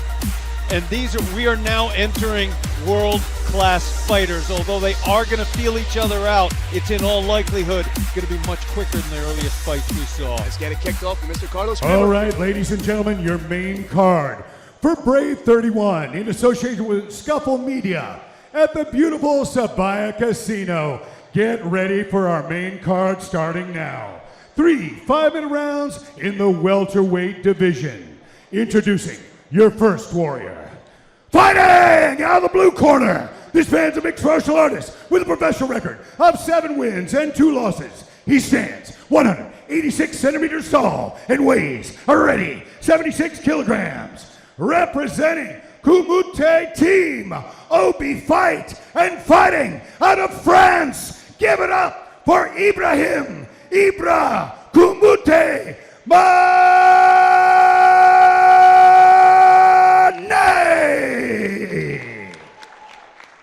And his opponent, fighting out of the red corner. This man's a mixed martial artist with a professional record of 7 wins and 3 losses. He stands 180 centimeters tall and weighs already 79.7 kilograms.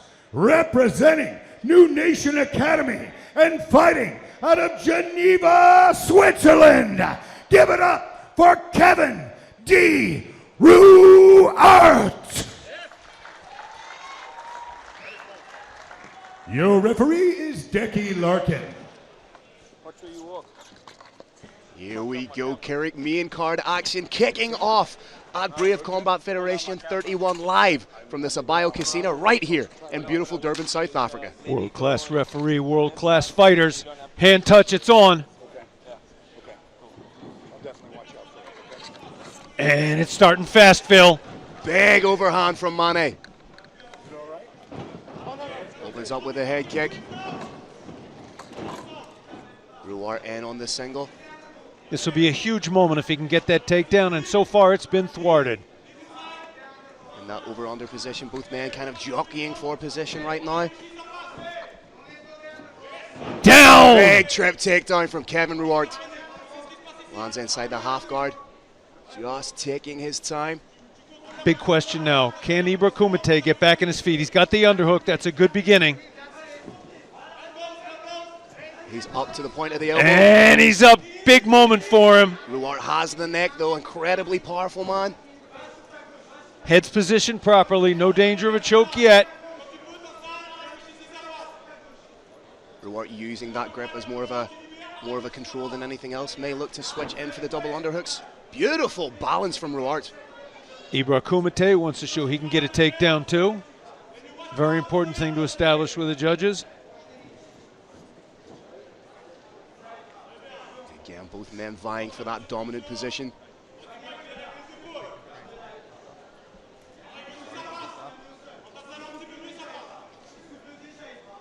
Just an exchange of knees right now in this 50-50 position. Kevin D waiting for the moment when he can reverse position on the fence. You can get tired, and he got it. Beautiful takedown, lands right in the half guard, side control, apologies. May look for a knee on belly. There it is, the switch straight into mount. Very tough to get back to the feet now for Ibrahim Kumite. Kumite manages to He break does it. free and gets up to his feet. Beautiful work.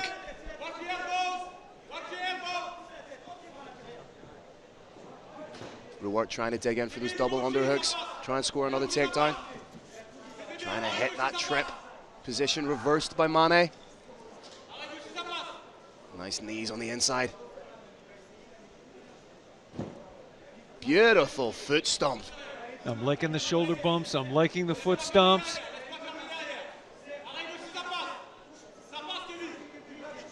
Trying to hit that judo trip again. Mane wise to it this time, able to defend. Very interesting. Again, you're seeing fighters learn in the very earliest opening moments of the fight what the other guy has and then adjusting to it. Look to take the back, but denied. Nice little shoulder bump again. Just doing enough to keep busy so the referee doesn't separate them. Those point of the shoulder blows can hurt if they hit with the exact right spot on the shoulder. Decky separates them. Wanted to see a little bit more, and we are going to see a little more. Kevin Ruart trying to use that jab as a launching pad to set up the big overhand right. Again into the clinch. May look for a trip takedown. Trying to get that leg, trying to use that as like a shelf.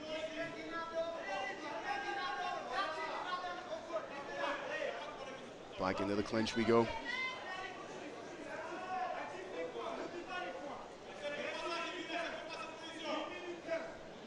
Incredibly hard round to score, Cedric. There are many times in the Brave cage when I am glad I'm not one of the referees. This is, one of the judges. This is absolutely one of them. Both men have traded the over-under position. I think the most significant point of the fight was the takedown from Kevin Ruart, who then established mount, but then you have to give props to Mane for being able to get up. The biggest thing going on now cannot be seen quite yet. Each fighter is learning about the other fighter's skill set tonight. Once whoever can figure out the other fighter first will start to be able to take advantage. Mane unsuccessful with the outside trip takedown. You can see Kevin Ruart just trying to dig in for the underhooks. Spin and elbow attempt from Mane.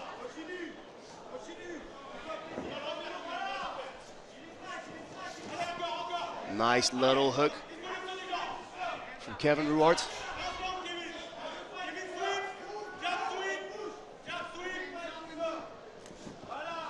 I am liking that oblique kick. Short time now. Kevin Ruart trying with the 1-2, charges forward, but Mane with a beautiful short uppercut, scores the takedown to close out the round. And that takedown may have done it for him for this round.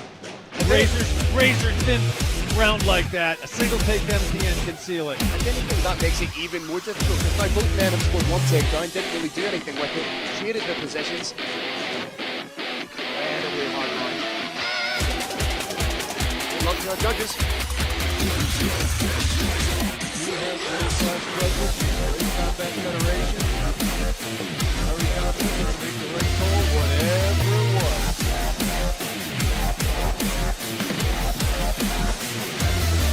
Interesting to see if the pattern, or the fight forms to see a pattern where both guys are engaging in the clinch, or if we can see a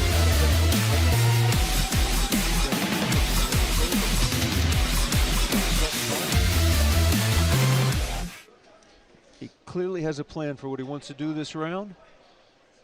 My guess is he's going to make clear to us in the Brave Nation very early in round 2 what that plan is.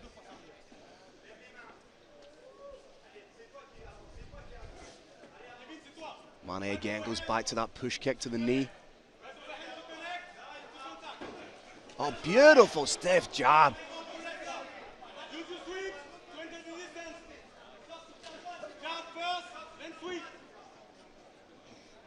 Mane landing the more telling shots in the opening stanzas, opening 30 seconds of our second round here.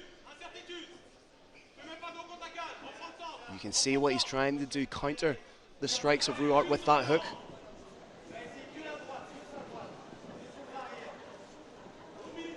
Both fighters are intently aware and acutely aware that each of them has knockout power. Nice head movement from Kevin Ruart. Closes the distance and a beautiful trip takedown, but reversed by Ibrahim Mane. Ibrahim Mane now just settling inside the guard. Ruart does have one butterfly hook, may use it to elevate and sweep. Just chosen to go to a closed guard. May simply try and hold his opponent long enough to get a stand-up. As we alluded to during the walkouts, Kevin Ruart, a BJJ purple belt who has medalled extensively in IBJJF international competition. Let's see how dangerous his guard is right now against Ibrahim Mane.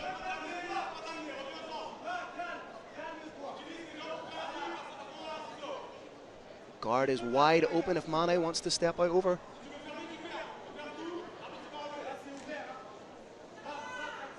Kevin Ruart trying to create angles for himself.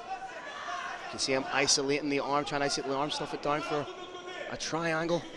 But Ibrahim Mane uses it to step over into half guard. Ibrahim's got a very wide base. Difficult to sweep a man from there, particularly when he's near impossible when he's got that underhook. And he's blasting punches down. Again, using the head intelligently as an extra pivot point.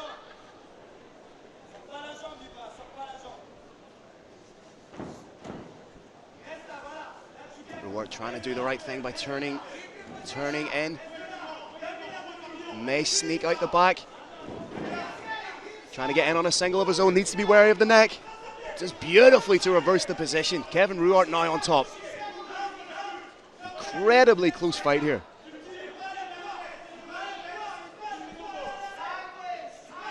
Quick shout out to our matchmaker, Yusuf Nasser, who's done it once again. Hey, almost a perfect sweep. Does well, using that underhook beautifully just to try and bring up the level. Sprawls heavy on Kevin Ruart. This is such a perfect matchup, Phil. Neither fighter is able to completely do anything he wants to. Again, incredibly close fight.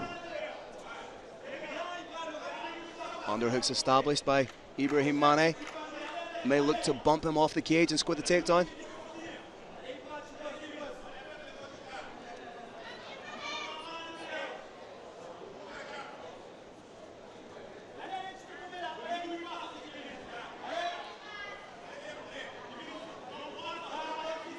Again, Ibrahim Mane just doing enough with the shoulder bumps.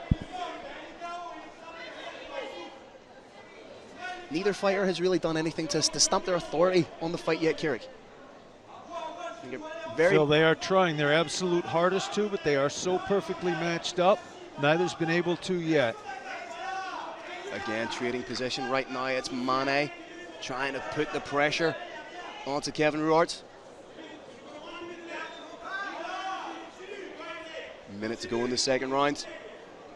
Can either fighter do anything to steal this round?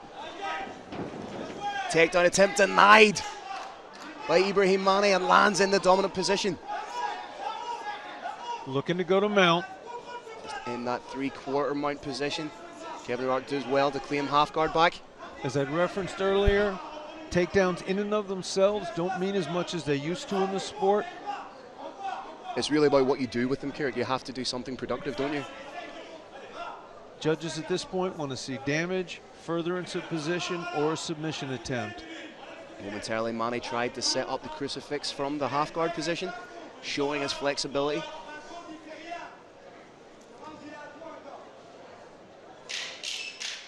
Short time now.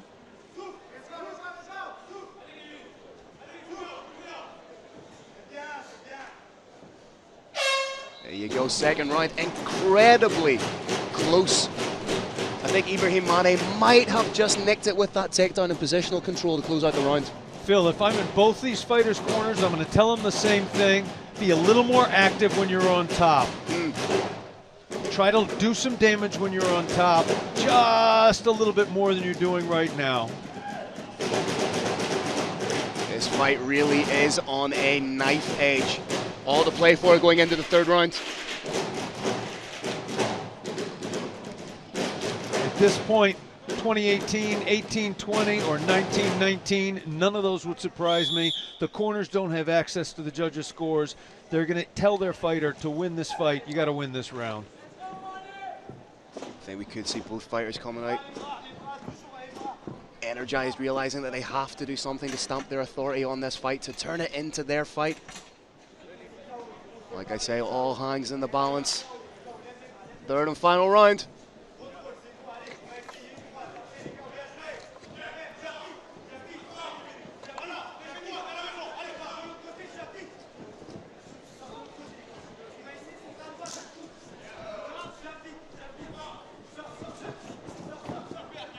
We are trying to work from behind that jab.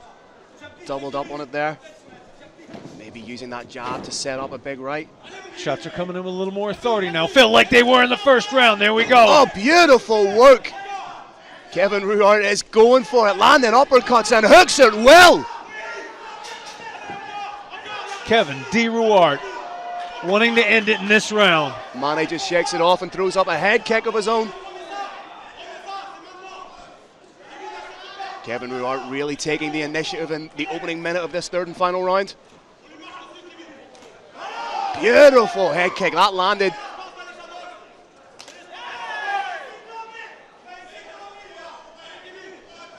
Kevin Ruart with laser-like focus, hasn't been moved at all by those head kicks. Double underhooks established by Mane. Again, may use a trip takedown here against the cage.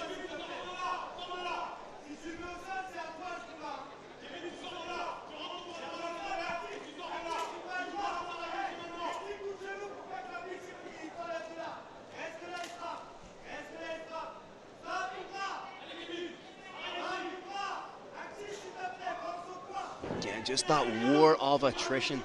We say it every time, but to the uninitiated, it may look like nothing's going on. To the uninitiated, it may look like nothing's going on in this position, but it is one of the most tiring exchanges, one of the most tiring battles in mixed martial arts, when one man has an overhook and an underhook. In terms of what it takes physically, it's something like a full sprint. Oh, that uppercut got through. And Phil, one of the hardest things about this sport is you go from using all of your static strength to all your speed, back and forth, back and forth.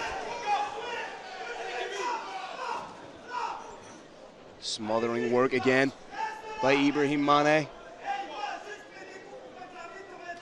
Maybe felt a little bit of the power of Kevin Ruart and thought, I do not want to mess with any of that. Can't quite tell if he has the double underhooks or over-under. He's working for that second underhook, trying to connect the hands. Nice work from Kevin Ruart to dig in on an underhook of his own.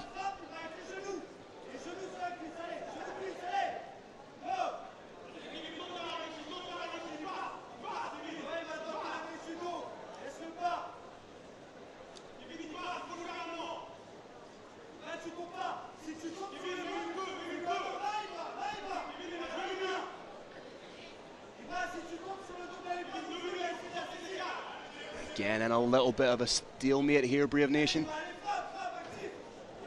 Ibrahim Mane knows that if he were to score a takedown, it would be absolutely huge in the eyes of the judges. Just trying to soften Kevin Ruart up now with knees to the body. Ruart, of course, knows the exact same thing. He's got a good call by the referee. That's a lot of blood. We could be looking at a broken nose there. Open because he's not able to breathe through the nose. It's dangerous, makes him a little bit more susceptible to the knockout. And of course interferes with his conditioning. Oh, 100%. That blood starts to drip down into the lungs. Catching the back of the throat. Minute to go.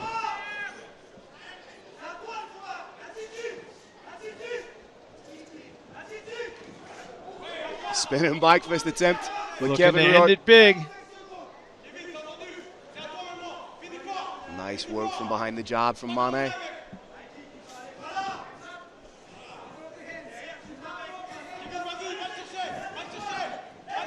Oh, beautiful straight from Kevin Ruart.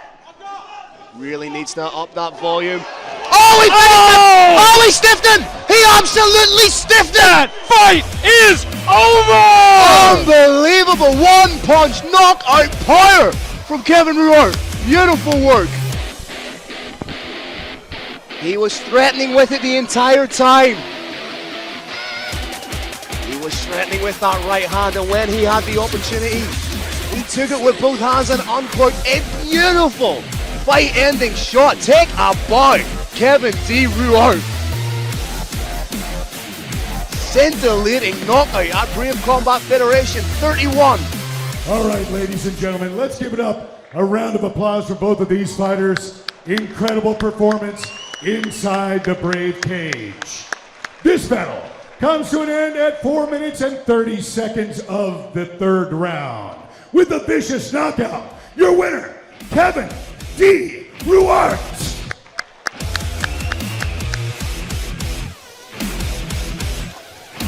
Kevin Ruart with an absolute highlight reel knockout finish. Let's keep the action rolling on our main card. The roaring lion of Brave, Mr. Carlos Kramer. All right, ladies and gentlemen, Brave Nation South Africa. This is a battle that you've all been waiting for. Let's bring our two warriors into the Brave 31 South Africa Scuttle Media cage. From Johannesburg, please welcome Jeremy Pitbull Smith. Jeremy Pitbull Smith, one of the toughest men that the good Lord ever put breath into. This is a real fighter's fighter. A fight down on the gum shield and come out swinging. Come out, both barrels loaded, safeties off, boom. Say a veteran of South African mixed martial arts, a pioneer of South African mixed martial arts. You can't mention South African mixed martial arts without mentioning Jeremy Pitbull Smith and the contribution he has made. Brings with him to the Brave Arena a professional record of 9 wins, 6 finishes. 9 wins and 6 losses. With 7 finishes, 5 by way of KO. This man is a dangerous, heavy-handed finisher. Bill, this man was actually a hero to Zanile, Shakebone Flongwa, the next man who's going to enter the Brave cage.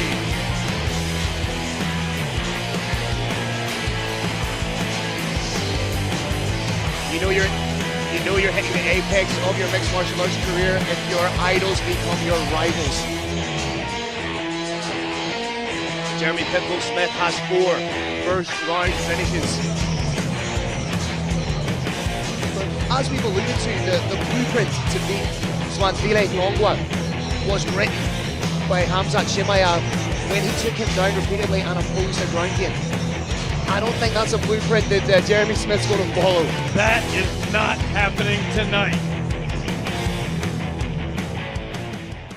All right, ladies and gentlemen, let's welcome his opponent into the cage.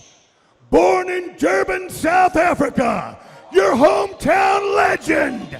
Please welcome Zanile Snakebone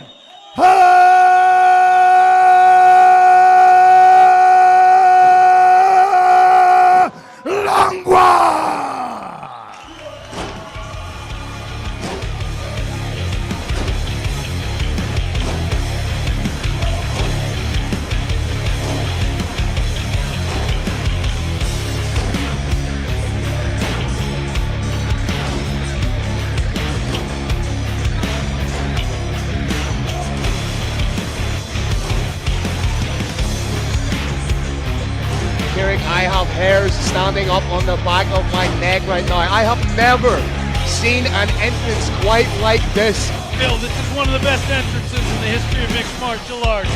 You've got a Zulu warrior surrounded by Zulu warriors. Oh, there's something tribal about what we're seeing right now. The Kangaroo Zulu dancers just giving Zanile along with that energy to get in and get it done. Coming off the first loss of his professional mixed martial arts career, this is where we see what a fighter is made of. 4-1 with 4 knockouts. That's a 100% finish record. This is an absolutely mouth-watering matchup. I cannot wait until we get things kicked off here. As we said earlier, I do believe this is going to be the fight of the night. Two incredibly dangerous, ruthlessly aggressive mixed martial artists about to leave it all in the Brave Arena for our entertainment. Brave Nation, you are welcome. Speaking of Brave Nation, you can get involved. Follow us on Facebook, follow us on Instagram using the hashtag BRAVE CF 31. We want to hear from you. Let's go, guys. On the team, Jeremy Smith, slightly older, considerably more experienced. Zanile makes his way into the cage. Carlos Kramer, let's go. All right, Brave Nation, get ready for an absolute war. This 3 5-minute rounds in the middleweight division. Introducing your first warrior. Fighting out of the blue corner, fans of mixed martial artists with a professional record of 8 wins and 6 losses. He stands 177 centimeters tall and weighs a ready 84.5 kilograms. Representing CIT Pretoria and fighting out of Johannesburg, South Africa. Give it up for Jeremy Pitbull Smith. And his opponent, fighting out of the red corner, this man's a mixed martial artist with a professional record of 4 wins and 1 loss. He stands 180 centimeters tall and weighs a ready 84.35 kilograms. Representing Junkyard MMA Johannesburg and fighting out of Durban, South Africa. Give it up for Zanile Snakebone Langwa. Your referee is Decky Larkin. Things you can count on in life, death taxes, and this fight not going the distance. You better not have put the commentator's curse on this, Carrick. Here we go. There is a serious atmosphere. Snakebone's got the reach advantage. Opening up with the leg kicks. He looks very loose. But all Jeremy Smith needs is almost Tyson-esque with that head movement. I was expecting a big hook or overhand.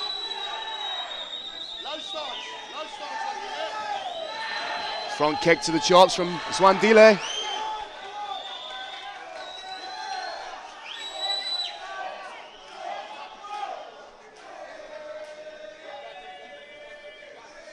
Low kick there, Jeremy Smith just how tough is Jeremy shakes Smith? It off. Took a shot to the groin, didn't want to take a break. Coming out swinging.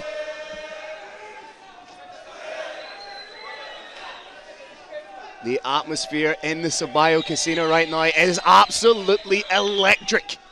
Phil, we've seen fighters take a shot to the groin and it takes away from them. All this did was fire Pitbull up.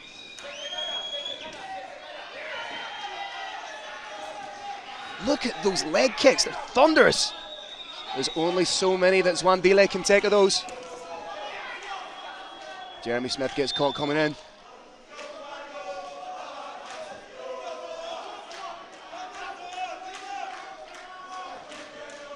Zanile switching stances. Huge leg kick from Zanile. Venomous leg kicks from Snakebone. Snakebone doing a tremendous job of using his reach advantage. He's popping in and out with the shots and he's kicking from the outside where it's very difficult to counter. Very, very intelligent game.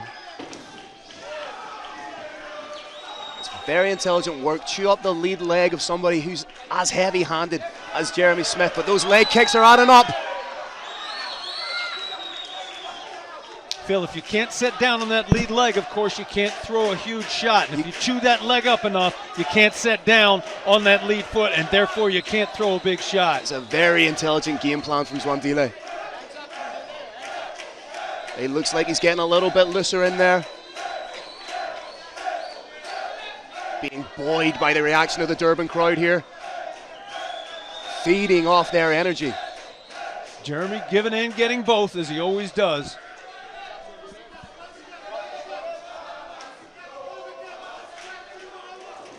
Spin and elbow attempt from the viral sensation. Could you imagine if he scored another viral spinning elbow knockout? That was close enough, Phil. I think he's going to try it at least one more time tonight. Jeremy Smith now trying to eat up the legs a little bit. This sport is all about information. I can guarantee you he downloaded some information, having tried and failed at that elbow attempt. He may throw the second one a little bit lower. Beautiful lead leaping hook from Jeremy Smith. Knocks Zanile back a little bit. He's almost got the poise of a Dan Henderson right now. Just marauding forward like the warrior he is, trying to land that big shot. Nice body shot from Pitbull. Nice body shot again from Pitbull. Lands a clean uppercut. Jumping knee. Oh! Jeremy Smith just ate a hell of a knee. Not even fazed by it.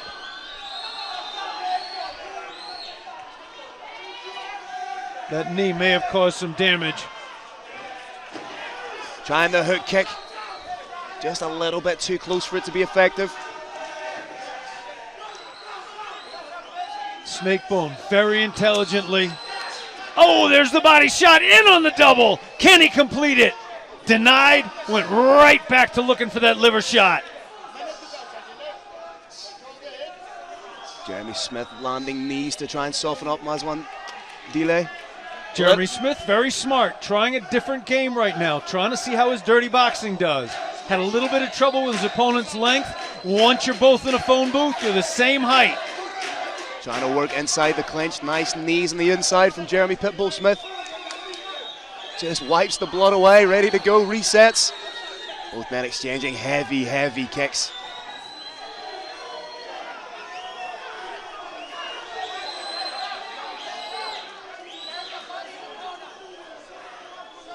Jeremy Smith just trying to find that angle, but Zanile walking him down again. Tries that spin, and it comes out of nowhere. And again, he's done it twice. He's downloading information on how his opponent responds. Third one could be a charm. Oh! He turned it around! And the round ended, Phil! The round stopped. Beautiful work. What a way to finish the round. Everything we hoped for. Oh, this is beautiful. This is South African MMA. This is Brave Combat Federation 31. What an exchange to finish off the round. But that's just how dangerous Jeremy Smith is. At any moment, he can pull out that one-punch knockout power. That is Pitbull Smith. You just saw him. Take damage, take damage, take damage, and then deliver damage. I think that was just enough to take the respect from Zanile. It just reminds him that he's in a fight right now. That he can't. He's got the hands a little bit, look a little bit disdainful, and Jeremy thought, nah, I'm not having any of that. Phil, this is very much a fight that either man can win. I'm looking at Jeremy Smith's cheekbone. He may have taken more damage than I initially thought from that knee. What a veteran who just ate the knee with no tell on it at all and came forward. Big respect. They're taking the full measure of each other. Both incredibly high-level mixed martial artists. Zanile trying to establish range with that jab.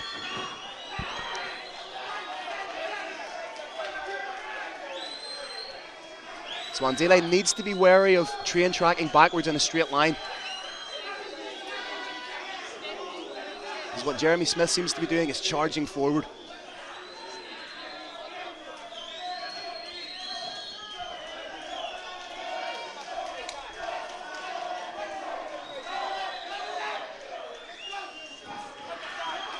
Jeremy trying to land that big looping overhand.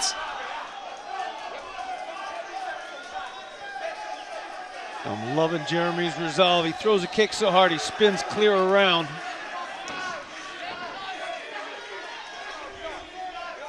Snakebone wisely using that reach advantage. It seems that Jeremy's trying to spin and back fist from Jeremy Smith. Beautiful. It's almost like Jeremy's trying to time the kicks of Zanile and land a big overhand. Predicated off the kick. Spinning elbow landed. Third one landed. What is Jeremy Smith made of? Pitbull can be dropped.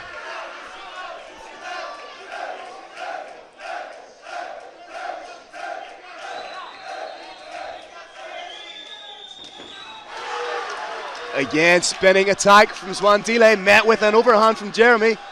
Zanile clearly wants to establish anything you can do, I can do too. Not going to let any spinning thing go unanswered. Head kick. Yes, Jeremy's taking these on the arms, but a kick like that, shin on the arms. Oh, he dropped him! He dropped him! Jeremy swarming!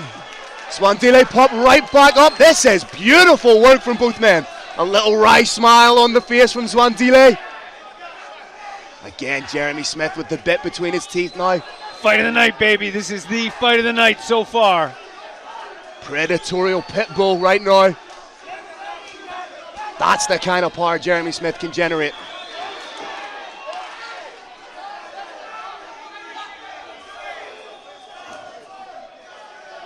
Jeremy Smith, happiest man on the planet right now. This is what he was born to do. Yeah, Jeremy Smith was born in the wrong era. This is the kind of guy who thrives. He would have thrived in the Coliseum. It's the kind of guy that would ride a long ship by sea into your town and take everything. Heavy leg kick again. One of the things about a big headshot, it robs you at least temporarily of your conditioning. Snakebone slowing down just a little bit. Arms are feeling heavy, legs are feeling heavy. It'll pass. Another spinning attempt. Jeremy just shy with the spinning back kick. But all landing big, clubbing overhands.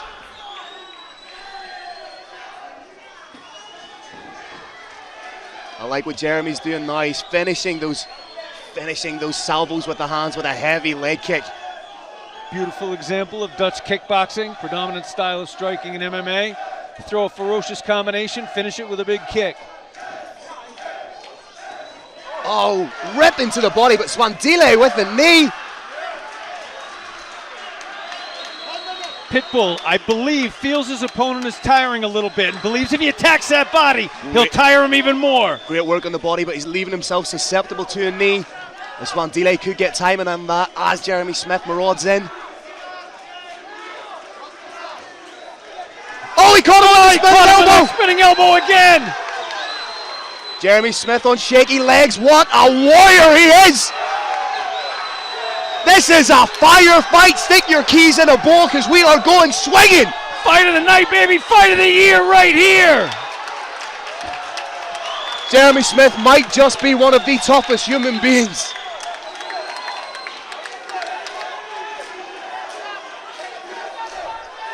Warriors in front of us. Snakebone stalking. Smiling. This is a crazy fight. Both men have been dropped. Both men have absorbed serious punishment. Unbelievable round of fighting. Big smile from both fighters. Big respect. That fight was bananas. And we have another round. This is crazy. We know what's going to happen in the third and final round, Phil. Both fighters are going to go for it even more. No one wants to pull a decision out of this one. Both fighters' corners have a lot of work to do here. Big punishment has been taken on both sides. Both men taking deep breaths. At this stage, where both men have absorbed punishment to this degree, it really comes down to their heart, to their endeavour. Both these men have it in buckets. We're looking too hard to beat the ocean.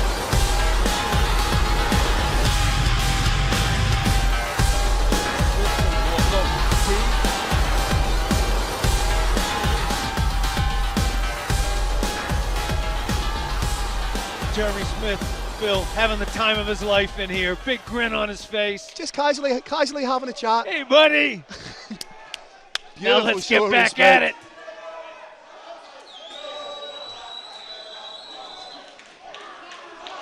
Snakebone on the outside. Smith trying to find a setup so he can dart forward, land that huge shot. Stiff leg kick again from Jeremy Smith. Snakebone clearly much more comfortable on the far outside. Backs up fast when Pitbull uses that explosive forward movement. Zanile momentarily, shades of Conor McGregor, hands behind the back.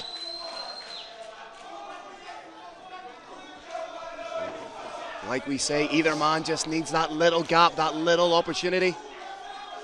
Referee taking a little break. We're going to find out why shortly.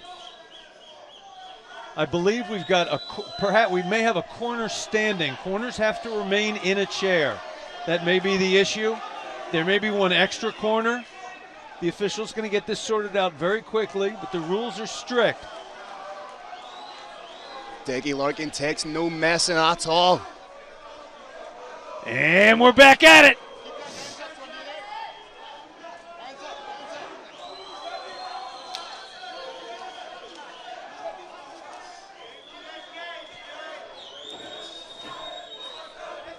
Pitbull looking to attack that body still. If he can get those hands a little lower, those big headshots may land again.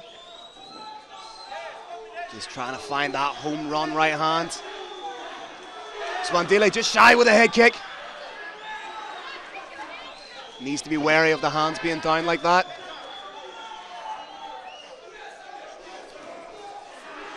Nice front leg side kick. Kick may have been a little low, but I think either way, Jeremy liked it.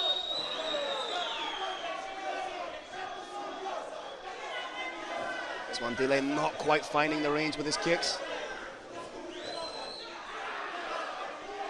A little bit of theatrics.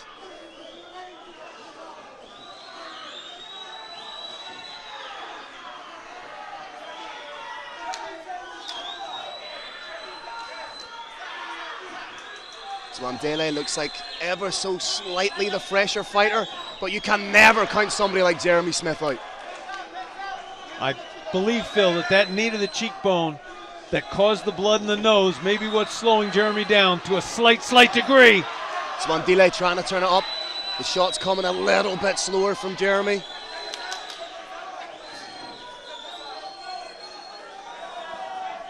Big deep breath from the Pitbull. Eats another knee. Blow may have been low, we didn't see it. Referee has momentarily stopped the bout.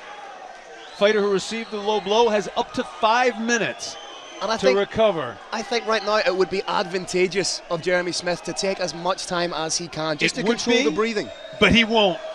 He wants to get back in this fight absolutely as soon as he can.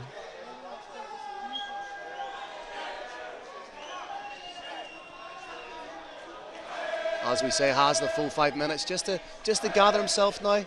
The timekeeper always has 2 clocks at ringside. He's got the second one going right now. Little warning from the referee. Pitbull's going to wait for the pain to pass. When it does, we're going to get back to the third and final round of this extraordinary fight.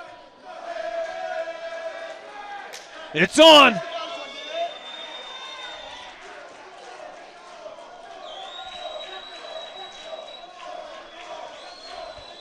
Zanile just controlling the distance right now, using that lead hand just to paw and maintain a safe distance between himself and Jeremy Smith.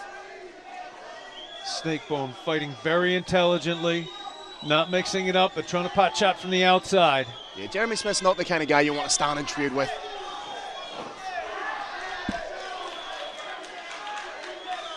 Just under 2 minutes to go in the third and final round.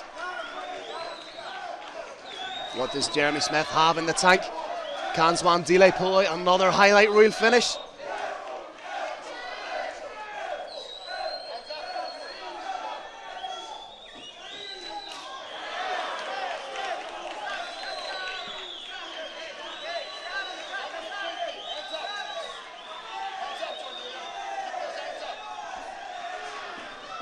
Beautiful leg kick again. Big shots.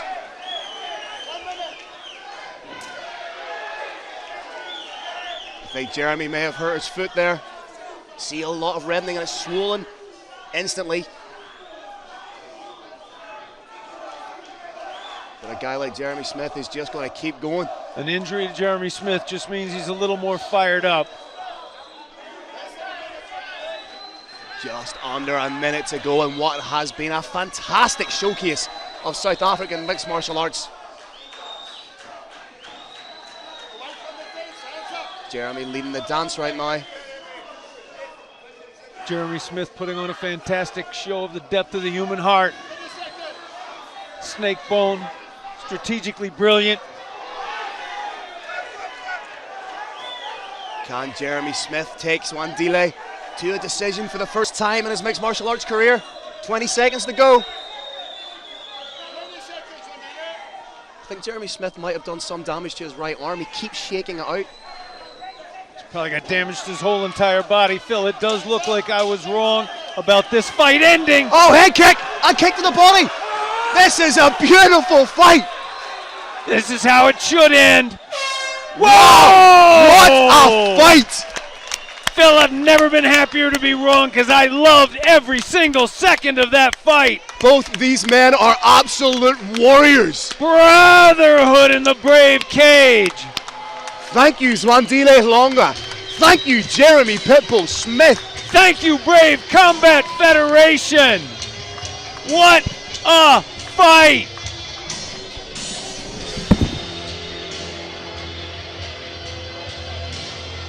Medical personnel are now attending to both fighters.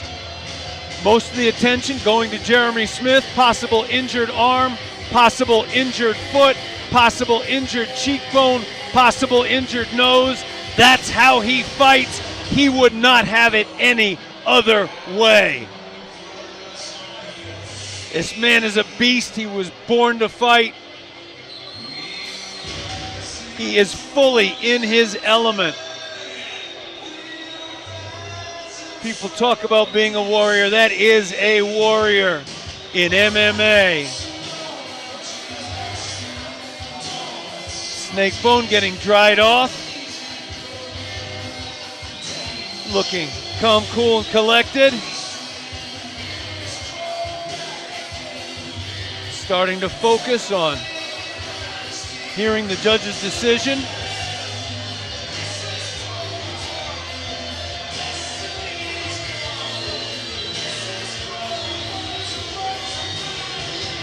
Snakebone's corner appear very confident. Snakebone appears very confident. This is MMA. You can't leave it up to the judges, but that's what happened. Anything could happen. But we do see a very confident fighter in the Brave cage. As we're waiting for the judge's decision, quick shout out to Scuffle Media, Sibaya, Sun Casino, and Sun International. Deeply appreciated sponsors. Ladies and gentlemen, if there's ever been a better fight in our life to show the heart of a South African warrior, this was it! Let's give a round of applause for both gladiators in the cage tonight. After 3 rounds, we got the judges' scorecard. Your first judge scores about 29-28. Your next judge scores about 30-27. And your last judge scores about 29-28 for your winner. Out of the red corner, Zanile Snakebone Longwa. Snake phone overcome with emotion. Jeremy Smith, deep disappointment written on his face. Phil Campbell's going to shortly have a word with the winner.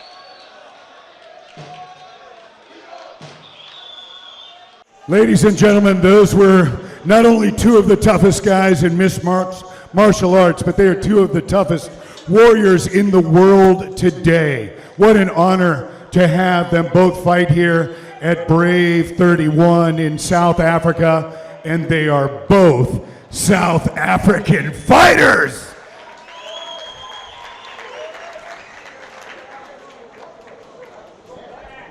Let's bring our next warriors into the Brave cage. From Nantes, France, please welcome Amin, Fierceness,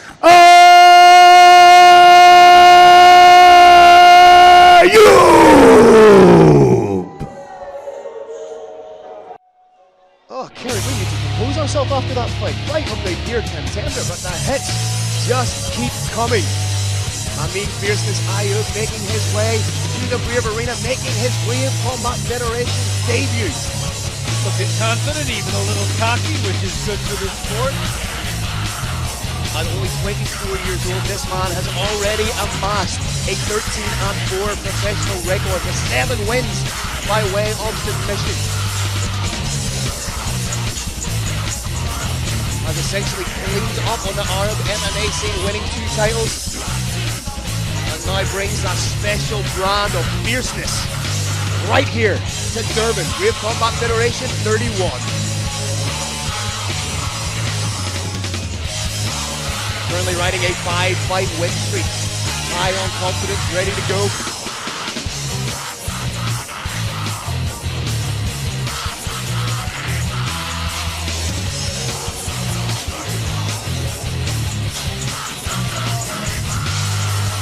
The owner of 5 first-round finishes.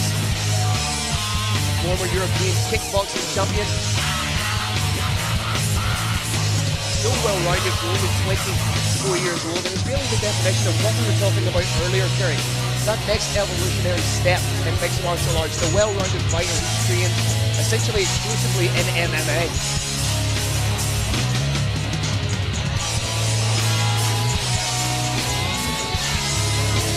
Final preparations, check being done. Phil, in all seriousness, I hope this fight is not as good as the last one, because I can't take another fight like that. Let's keep the heads coming with Mr. Carlos Kramer. And his opponent, fighting out of Rotterdam, Netherlands, please welcome Jamil Dynamite Chan.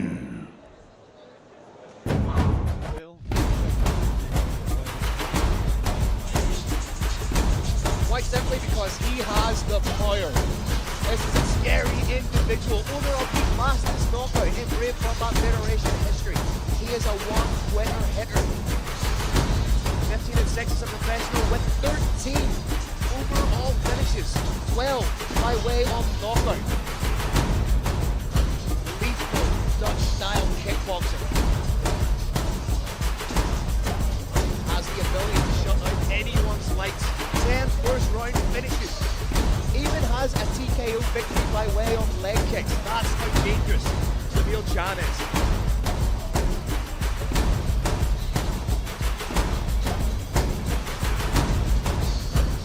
Training out of Ruthless Fight Company Rotterdam. As I say, he embodies that ruthlessly aggressive Dutch kickboxing style.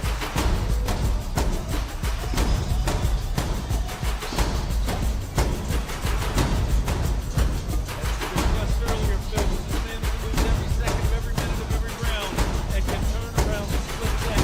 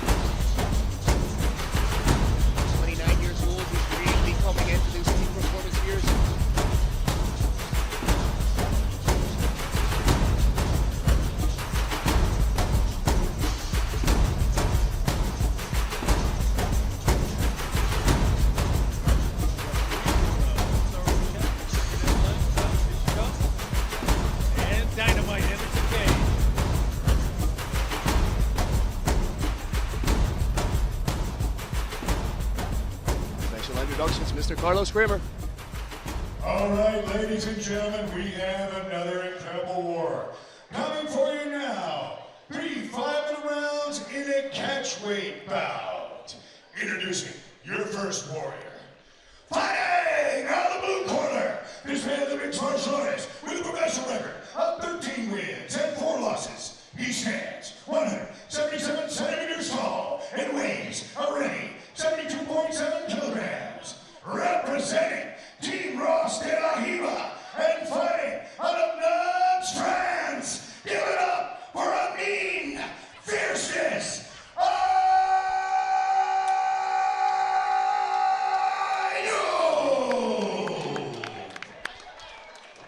And his opponent, fighting out of the red corner. This man's a mixed martial artist with a professional record of 15 wins and 6 losses. He stands 175 centimeters tall and weighs already 73.3 kilograms. Representing Ruthless Fight Company and fighting out of Rotterdam, Netherlands. Give it up for Jamil, Dynamite Chad.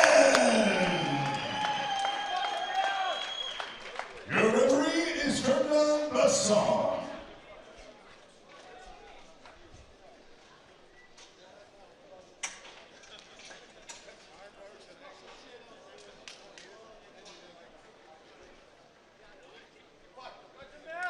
Here we go, round 1. Little glove touch. No kind acts will follow. Amin Ayub switching stances early and often.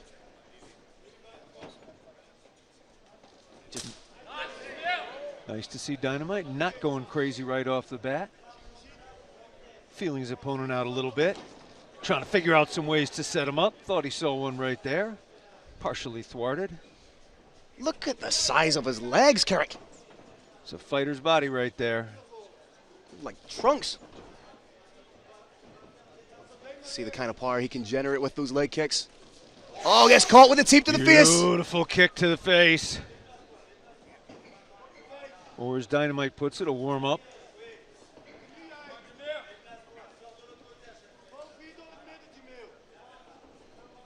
Trying to cut the cage off, trying to create angles for himself.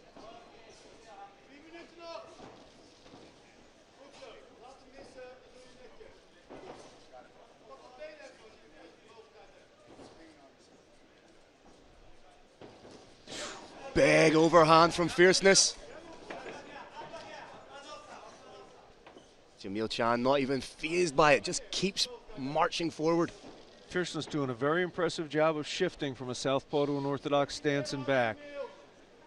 Can keep your opponent thrown off quite a bit.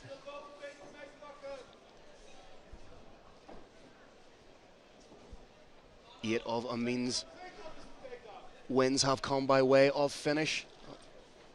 So we know he has that in his locker. Both men, potential fight enders.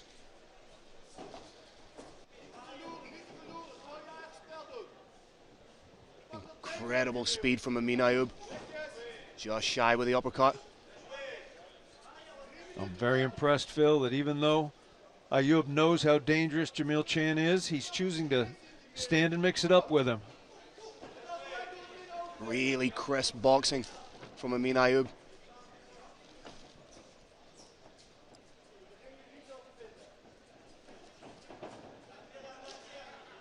Mixing it up with the kicks too.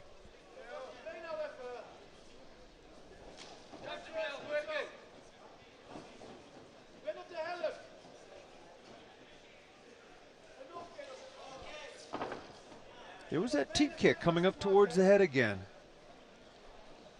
Oh! Beautiful flying knee attempt, but Chan fires back with wild hooks.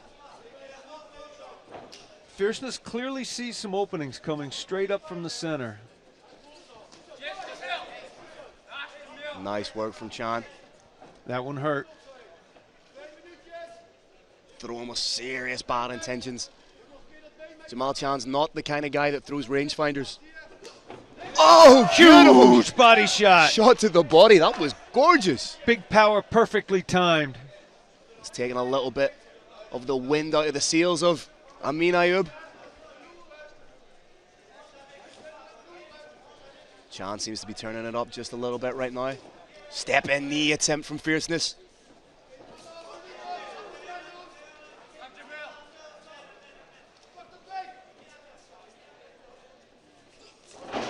Flying knee caught into the takedown. Timing is everything in this sport. Perfect example of the risk-reward trade-off.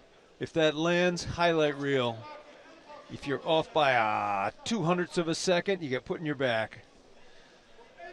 Needs to be careful on the ground with Fierceness, as we said. 7 wins by way of submission. It's a little bit of an unusual circumstance to see Jamil Chan in. He much prefers to stand. If he wanted to, he could probably open the guard pretty readily and back out of it. I think he's happy and comfortable where he is. A dangerous BJJ purple belt in his own right is Dynamite Chan, so we know that he has that in his arsenal. He just prefers to stand. Momentarily, Ayub looked to switch for the armbar. Has a foot on the hip. Good solid control here from Chan. Needs to be wary again, needs to square off those hips so that he's in line with Ayub. Fierceness does have a very impressive guard. He's striking effectively from it, he's controlling his opponent's hips, and he's throwing up legs for potential submissions. Good work again from Chan to square off the hips.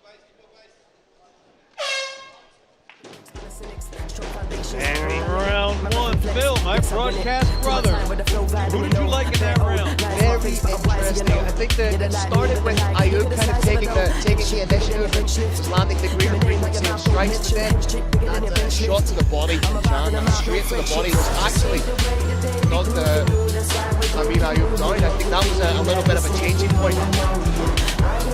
Incredibly close. It's a pick and round, but it's a pick and round.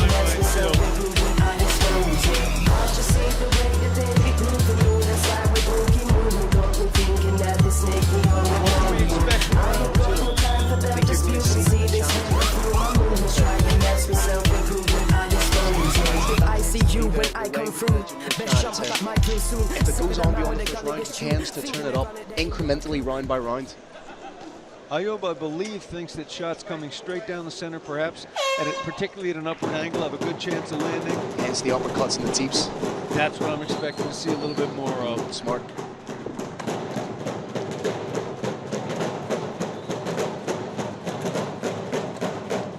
Fighter's deeply respectful for the other's power.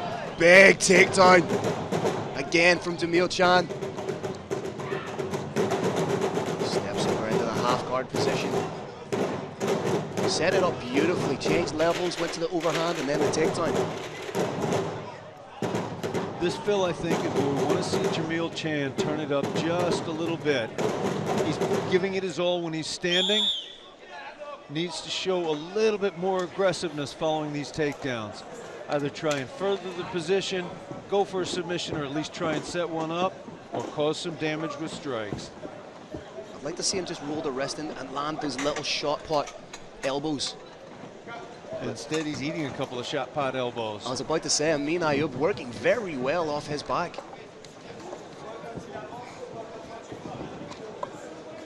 Trying to tie up an arm, trying to incapacitate Jamil Chan so that he can't land any of these strikes. And ladies and gentlemen of Brave Nation, those shots that Jamil Chan is throwing from top may not look very hard. We're close, we can hear them. Those are big shots. Chan doing well to hold his man down. And he's staying all the way down. I think that's very intelligent. In a position like this against somebody that's so dangerous. Momentarily thought we were going to see a little bit of rubber guard there. You either need to be all the way down or all the way back, resting on your heels. You can't stay in the no man's land position. So it's very intelligent what Chan's doing right now.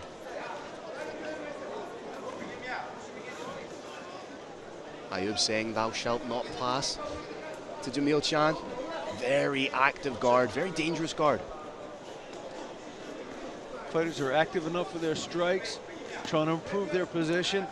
Referee may, he had a sweep attempt right there. Referee may give him longer time on the ground. That's what I was saying. As soon as Jamil Chan, that's what I was alluding to. As soon as he felt that, he rested right back all the way on his heels. Very intelligent Brazilian Jiu-Jitsu for MMA. Referee just called for the fighters to try and improve their position. The referees generally give about 10 seconds. If they don't see what they're looking for, they stand it up. Midway point of the fight. Ayub does well to get back to the feet. Does the ref's job for him. Again, Chan straight in on a takedown, in on the single. May go high crotch with it. I think he sensed that the takedown is his route to victory, but gets caught with a hook on the break. Head kick attempt.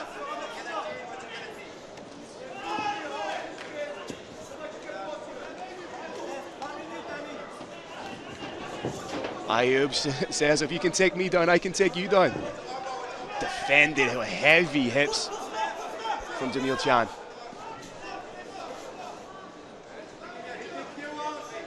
Nice stiff jab. Again, working the body a little bit. What beautiful timing, Phil. Slip a shot right into a snatch double. And once again, we got a beautiful guard example from bottom. Amin, fierceness, Ayub. Doing everything he can to try and get back to the feet. Jamil Chan intelligently elevating the legs. May take the back and send him for another ride. Scope here to land knees to the thigh if he so chooses. Ayub trying to do the right thing by pummeling in for an underhook and turning towards Chan. Thought about the spinning elbow. Good pressure being exhibited here by Chan.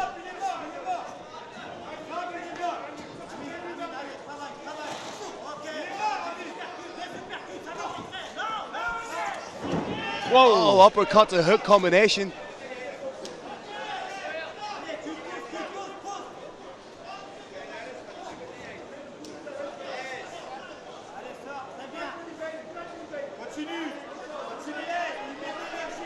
Shy with the spinning attack. Chan needs to be wary of dipping that head down. What's his takedown defense like? Beautiful. Yeah, it was. Just takedown denied.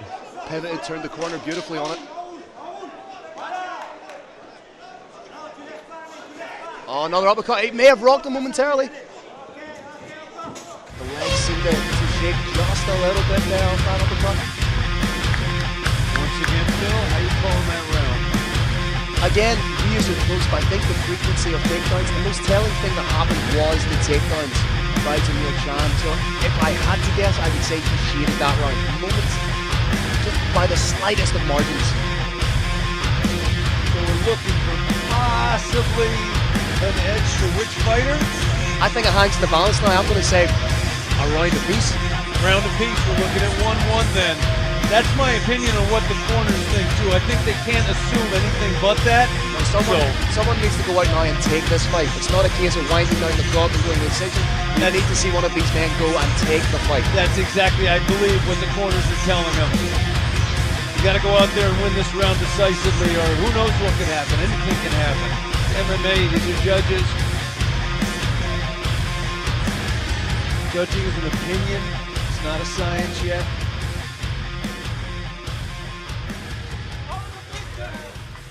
I expect to see even more action in this third and final round. I think we can expect a takedown set up by the hands from Jamil Chan at some stage. Try and put the hands in the face of fierceness and then go for the takedown, changing levels.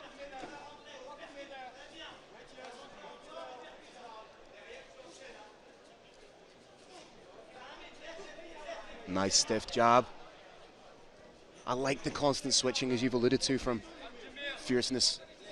Just means his punches come at different angles and never gives Chan time to settle into his rhythm.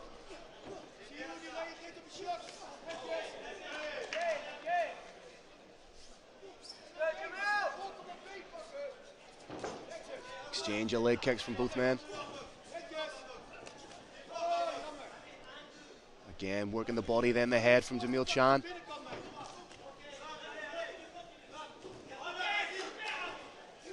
These punches are getting through from Amin Ayub. They're not necessarily clean or flush shots, but they are getting through and scoring points. Just shy with a big uppercut. I'm loving this fight, Phil. The two fighters are going back and forth. If a fighter lands something, the other one will try and land the same thing. And he landed big Beautiful takedown. takedown. Serious strength from Dynamite. Fight could be won right here. What is Dynamite going to do from topside control? Well, what he's doing right now is he's just solidifying the position first. Very intelligent, but serious scramble work from Fierceness to get the guard back. Has that butterfly hook in, may choose to look for a sweep with it. Looked like he was trying to elevate and sweep, shrugged off by Chan. Needs to be wary of the guillotine choke though. Fighter's not on his side sufficiently yet. Oh, Fierce. He's on his side. It's Fierce. a little bit tighter. Oh, there's the tap. It's over. And that was a tap. Tap. Fight is over. Amin Fierceness Ayu put absolutely everything into that guillotine. You saw it in his face. He adjusted the angle, got down on his shoulder, eliciting, forcing Jamil Chan to tap. Beautiful performance from the 24-year-old in his BRAVE debut. This is a guy that could be a threat at lightweight, super lightweight, even welterweight.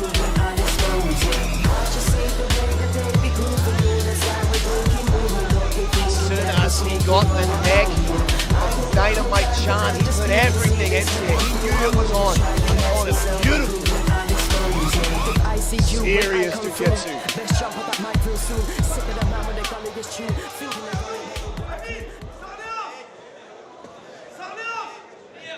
That's it.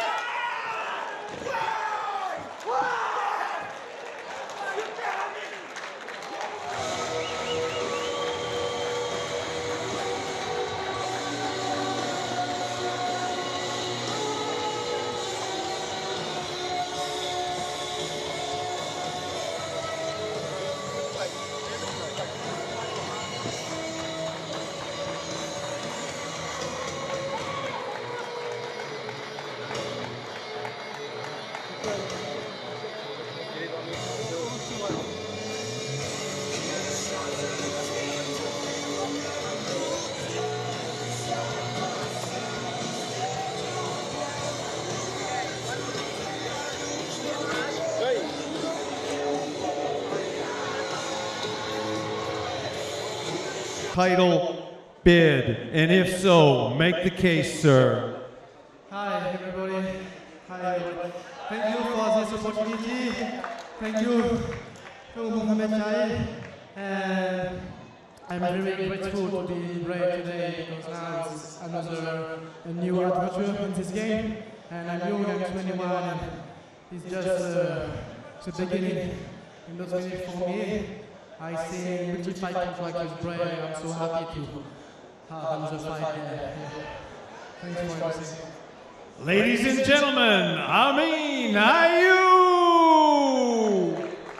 All right, ladies and gentlemen, this is the co-main event of the evening.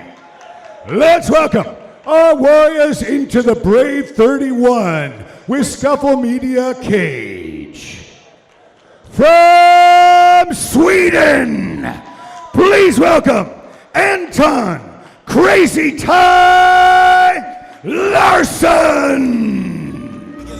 I can tell you there want no harm. I can make this quick cause I'm way too sick and this bait you ain't got no chance. My click go hard, nigga jump shit when we get charged. Got force, you don't wanna believe it, go deep and you get so lost. Thai stylist, that's how he began.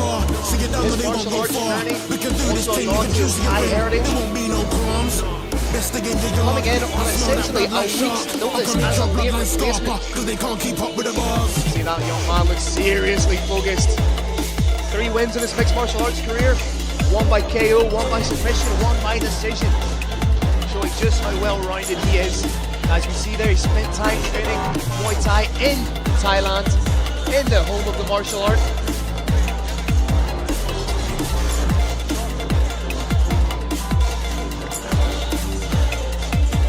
Started training in Hapkido, the traditional martial art, at 11 years of age, before transitioning to kickboxing at 19.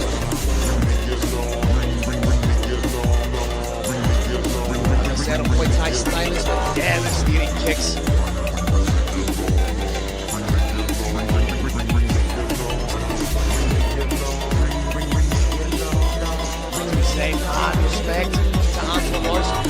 fight against the legitimate contender, and Dansheel Moodley was essentially a weak We about to take it, don't let's make this for no friendly hug. As the card progresses, you see the ever-increasing professionalism. You see nervousness on fighters' faces in the first two or three bouts. These fighters now couldn't be happier. Speaking of a guy that's happy, Carlos Kramer, let's go. And let's welcome his opponent into the cage. From Durban, South Africa, please welcome Dansheel Moodley.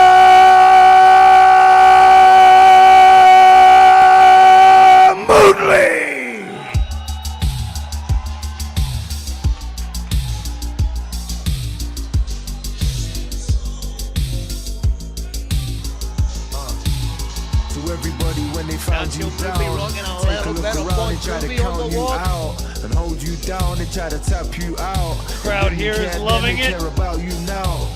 So everyone they try to fake their love, fake their smile, they try to fake their tongue and hide their force. They have to fake their tongue until the time comes and then away they run. So everyone is stuck around and they waited. The ones that stuck around just in case you made it. The ones that mean it, the ones that feel it, the ones that were there, the ones that seen it, the ones that love you, the ones that buck you, the ones that only go behind your back when they got you. I swear I love you, I swear I do. And when I gotta return a favor, I'll be there for you. Down in your luck, and you can finally get up. Ain't nothing gonna hold you down when it's time to show up. You've been down in your luck, and you can finally get up. Ain't nothing gonna hold you down when it's time to show up. So blow up. When it closes the doors in your face and it's raw and it rains and it pours and it pains and it gnaws, I'll be there. I'll be there. One of the big questions for me is, does he decide to play rock, paper, and when you fall from the and floor try and and you're counter seen the and striking ignored and you feel with it in the takedown, form, and I've been there before, I'll be forcing there. his opponent against the wall or down to the ground, or is he going to play rock and rock him, sock him? When they found you down, they tried to count you out. They tried to hold you under. I bet they care about you now. Try to fake their love, try to fake. All right, Brave Nation, this is your co-main event of the evening. 3 5-minute rounds in a catchweight bout. Introducing your first warrior. Fighting out of the blue corner, this man's a mixed martial artist with a professional record of 3 wins and 5 losses. He stands 168 centimeters tall and weighs a ready 57.7 kilograms. Representing Ready MMA Fight Camp and fighting out of Umeå, Sweden. Give it up for Anton Crazy Ty Larsson. And his opponent, fighting out of the red corner. This man's a mixed martial artist with a professional record of 5 wins and 2 losses. He stands 167 centimeters tall and weighs a ready 58 kilograms. Representing Domination Fighting Fitness Gym and fighting out of Durban, South Africa. Give it up for Dansheel Moodley.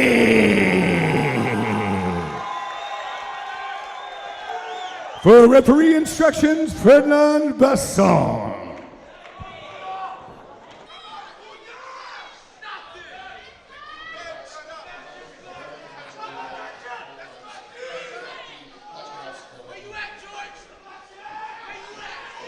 Co-main fill of one extraordinary night of fights in Durban, South Africa.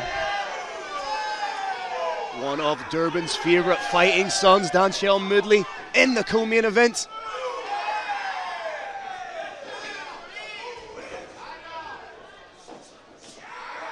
And that's the Dansheel Moodley we love and respect so much, attacking at angles.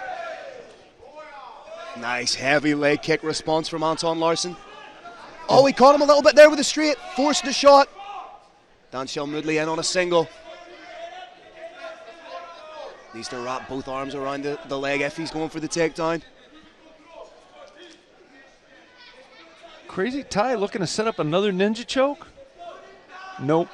Momentarily, I think it may have been going for the arm drag there on the far side. Dansheel doing well, just forcing Larsson to carry his weight right now. This is what he did so expertly in Romania. Just took his time, forced his opponent to carry his weight. Dansheel Moodley is a master of grinding. It's my favorite style of mixed martial arts. Good take. You just grind him. You push him against the fence. You punch him. You wrestle him. Strikes being landed by Anton. So far, his takedown defense is holding up well.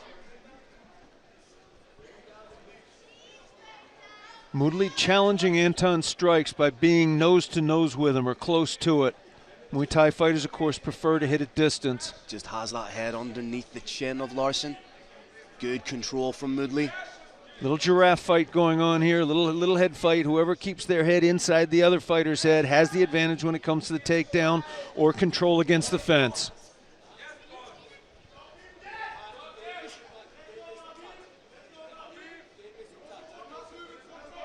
Dansheel just biding his time, trying to find that opening. Forcing the Thai fighter into defensive mode. Nice little defensive strikes by the Crazy Thai. Even though he's pinned against the wall, if he gets an opportunity, he pops a little shot up. Those knuckles to the eye can hurt.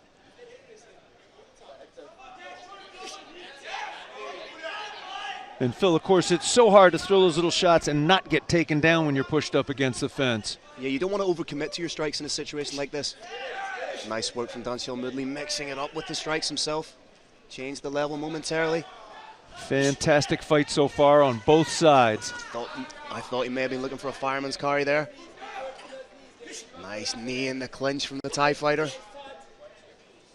They're exchanging knees. 1 for 1. Midway point of the first round here. Nice takedown defense and break from Anton Larsson. And this is the relentless Dansheel Moodley. Separate, he's on you.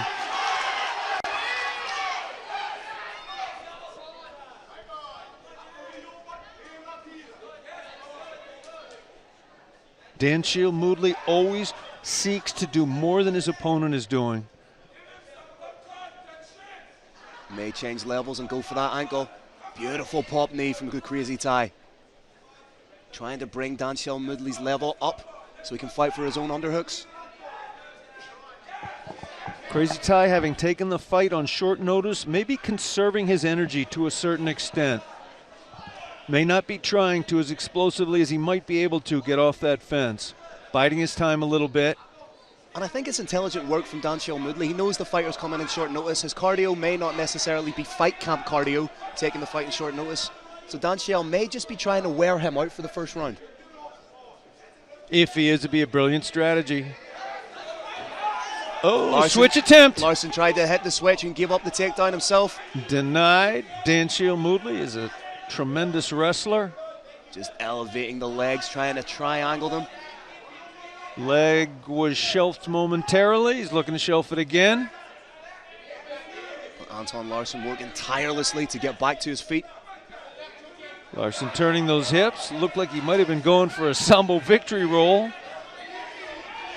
We may see Dansheel unload some ground and pound here. Just seems to have, does he have the wrist pinned? We can't quite tell from this position. Got that leg shelved again where he wants it. Again, in on the single. Heavy wrestling from Dansheel Moodley. Changes levels, trying to secure that takedown again. He's having success with the knees to the midsection.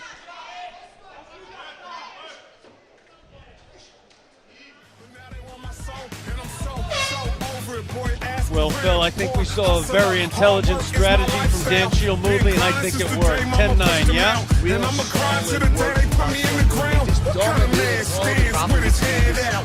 Get your hustle out, work your little plan out. We the best, we don't blend in, we stand out. Chris Paul, throw you alive and help my man out. They see the life, they see us winning, and I guess they think it's all free.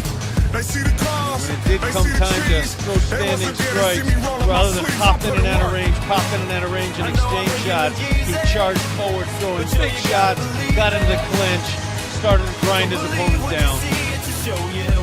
What I'd like to see from Anton Larsson is a little bit more lateral movement instead of moving into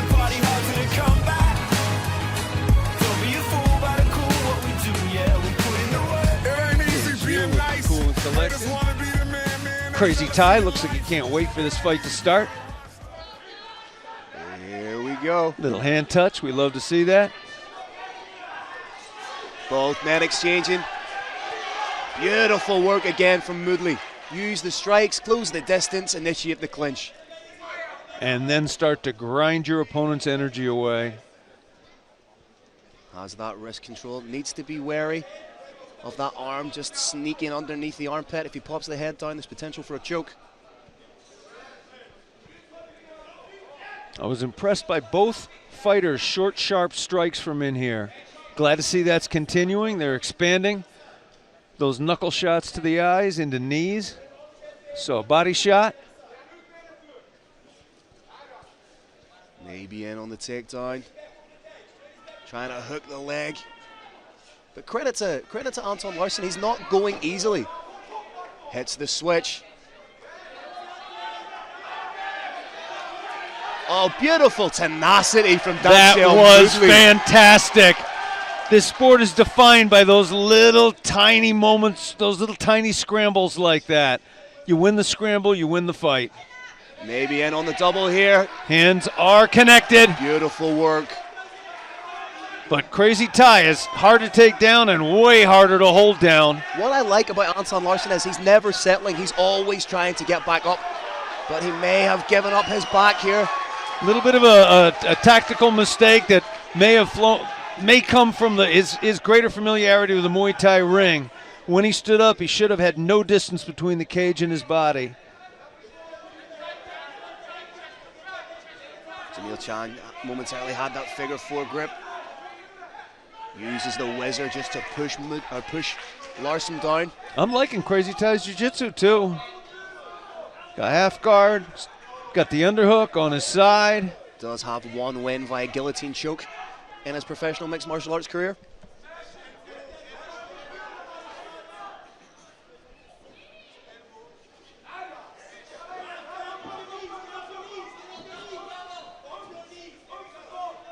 Dansheel Moodley is essentially a mixed martial arts fire blanket. He is not giving Larsson any space with which to work. And the thing I love about it is you know what he's going to do and you still can't stop it. He's going to punch you. He's going to close wall punching you. He's going to push you up against the fence and punch you. He's going to take you down and punch you. And when you get so tired you make a mistake, he's going to try and tap you.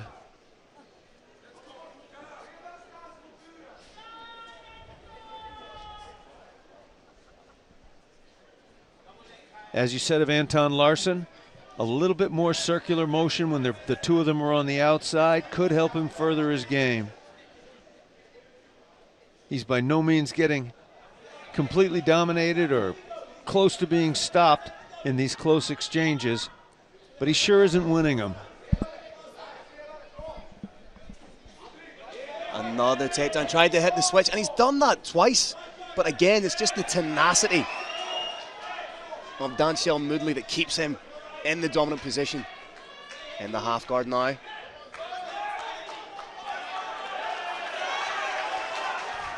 Moodley has mastered this type of fighting. This grinding style really has become kind of the hallmark of his particular brand of mixed martial arts.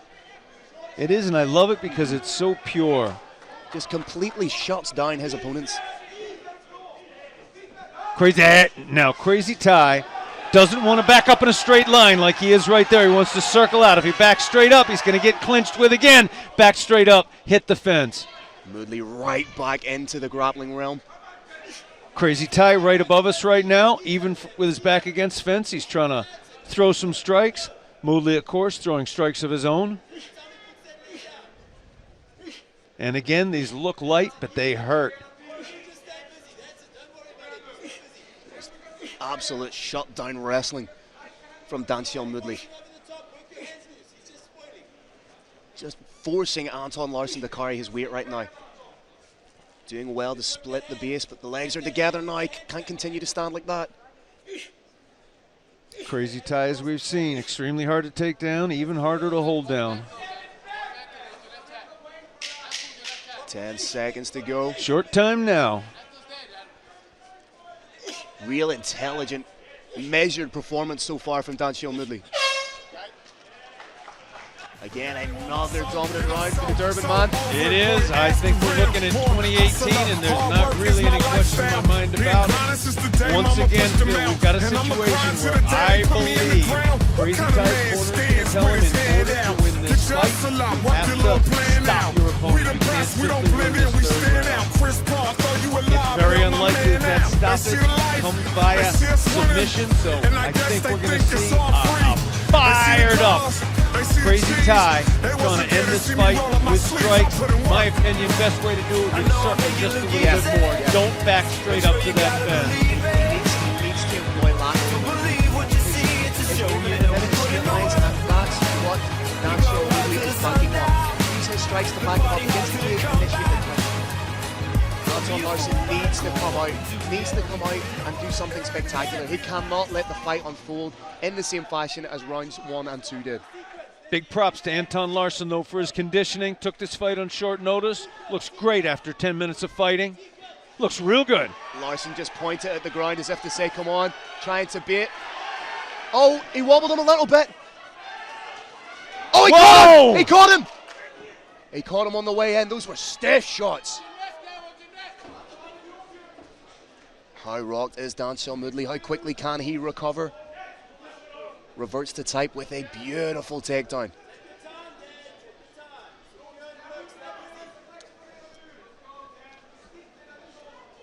Just giving himself a little bit of time to collect his thoughts, get composed.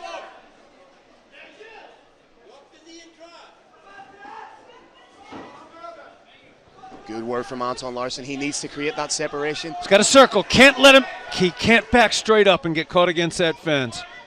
What happens after that, we now know. Easier, very much easier said from the side than being done in there when you're fighting Dansheel Moodley, however. It's no criticism of Anton Larsson. Again, has that leg.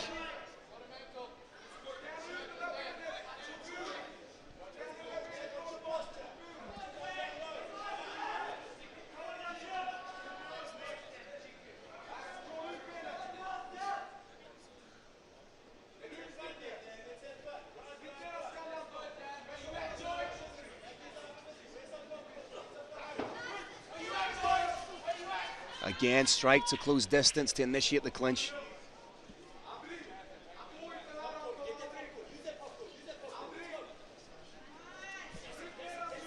Popcorn is, I believe, a reference to bouncing off the fence into a takedown. Use the momentum of the cage.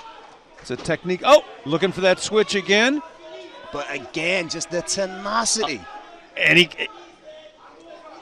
Larsson got a little closer than he did the last time on that. So last 2 times on that switch. He's landing some nasty elbows to the ear. As you say, it's so difficult against a fighter like Dansheel Moodley. You know what he's going to do. It's your responsibility to stop it. But so far, Anton Larsson hasn't really had an answer for the wrestling and grappling of Dansheel Moodley.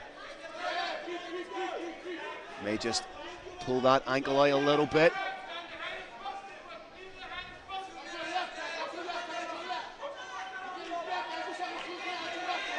Trying to get that one hook in.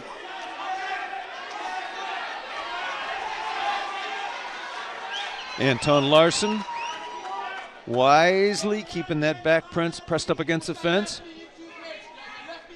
If he gives Dansheel any room, Dansheel's going to be on his back, put that second hook in, possibly figure 4 the body, start threatening a choke, and that's a threat.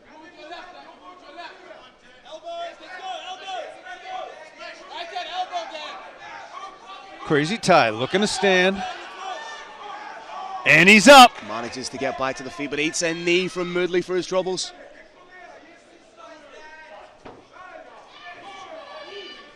You could tell what Anton Larsson's trying to do. He's trying to create a little bit of separation to land his shots, but Dansheel Moodley is just shutting him down. Phil, I did love your use of the term fire blanket to describe this. It's not a normal wrestling blanket. It's a fire blanket. It's a blanket that hurts. Like a dog with a bone on that takedown.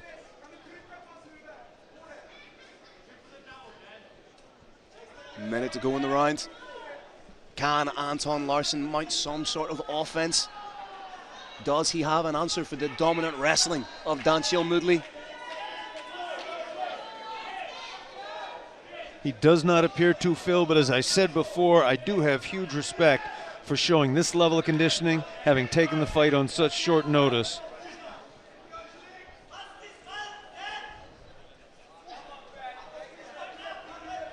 .30 seconds to go in our third and final round in the co-main event in Durban here. Brave Combat Federation 31.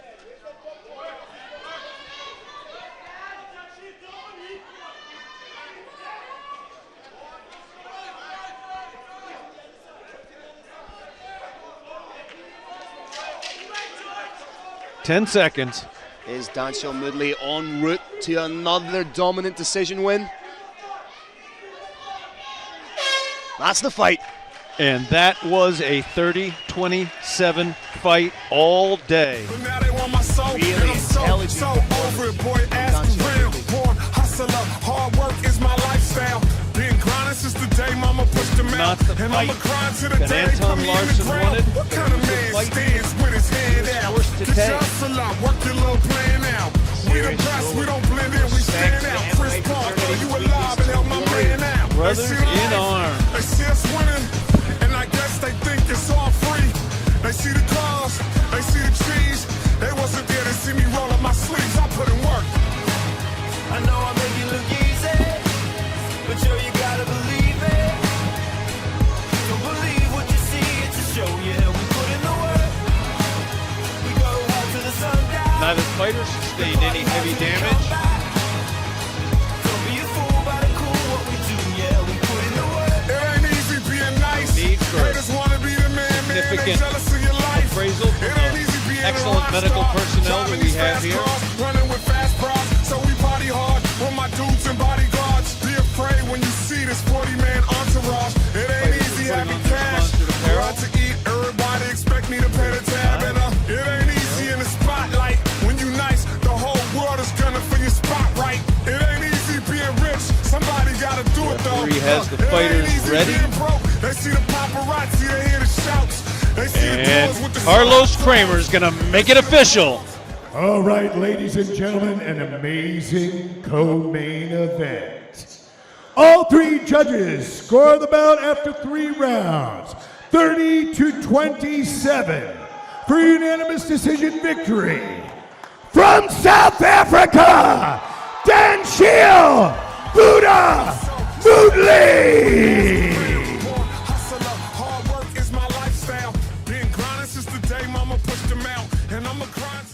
All right, ladies and gentlemen, you've been incredible, and it's time for our main event of the evening. This for the inaugural Brave Combat Federation Middleweight Championship of the World. Let's welcome our first warrior into the cage. From Paraná, Brazil, please welcome Daniel Gaucho Pereira.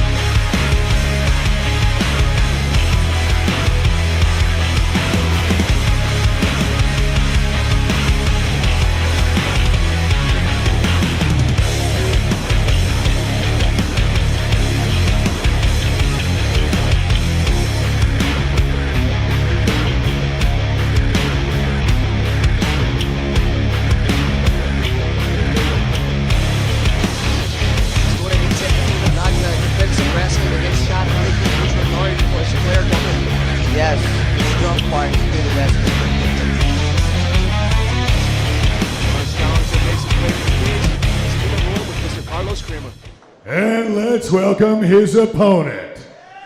From Sunning Hill, South Africa, the pride of South Africa. Please welcome Chad Superman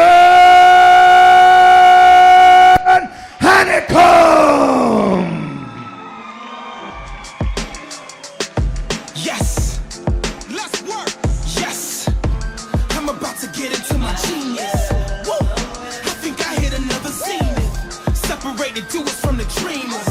Cause these are the differences that's between us. We the future, the movers, and new leaders. Never lose and we rule undefeated. I don't gotta beg you to believe it. I ain't just conceited, I bleed this. Pedigree, the power is intravenous. Yeah, his ex-player is working. Yes, When I come through, very athletic. everything shuts down. Everybody hit the ground when I come around. Shut down. Everything shut down. Shut down. By way of submission. Every time I Over come a through, year shut since his down. last fight, Shut down. Shut down. Every time I come through, shut down. Yes, it's very important you keep fighting, you know, it's to be on time, but you probably have a hard training, you know, you have to be on time, a lot of sparring, so you can be ready to fight and stay a long time on fight. One thing you can't replicate in the gym, you can't do the gym, you can't create that fight environment. It's completely different once you get in there. Yes, what you do inside the gym, you're gonna do in the cage, so you have to do your best inside the gym. There we see the tail of the team moving at a similar age at this height advantage. Here's the Chad Hanekom. When I come through, shut down. Yeah. Everything shut down. Everybody hit the ground when I come around. Shut down. Great players for wrestling, purple belt to reach one, two, good, great team. Every time I come through, shut them down. Shut them down. Shut them down. Every time I come through, shut them down. When I come through, shut down. Yeah. Everything shut down. Everybody hit the ground when I come around. Shut down. Everything shut down. As you said there, dreams with the likes of Don Hodge. Has an unbelievable array of training partners on the head coach Richie Kwan, one of the best in the business. Yes, I've started training his gym. He's my head coach now, Rich One. And the Cristiano Marcelo, he's giving me my purple belt. How crazy. Oh, that's crazy. Yeah, so you're kind of stuck in the middle right now. You know, now I represent Rich One, man, with him, you know. And then other guys Brazilian too, but I respect, but he's 17 now. Let's kick things off and send it up to Carlos Kramer for official introductions. All right, ladies and gentlemen, this is the main event of the evening, the fight we've all been waiting for. As we make history tonight with the inaugural Brave Combat Federation Middleweight Championship of the World. Brave Combat Federation, Brave 31, South Africa, and Scuffle Media bring you this historic fight from the beautiful Sibaya Casino. Your judges for this battle are Aaron Wallace, J.D. Duplessis, and Lee Doyle. Your referee is Decky Larkin. South Africa, before we begin, I have one question for you, and one question only. Are you ready?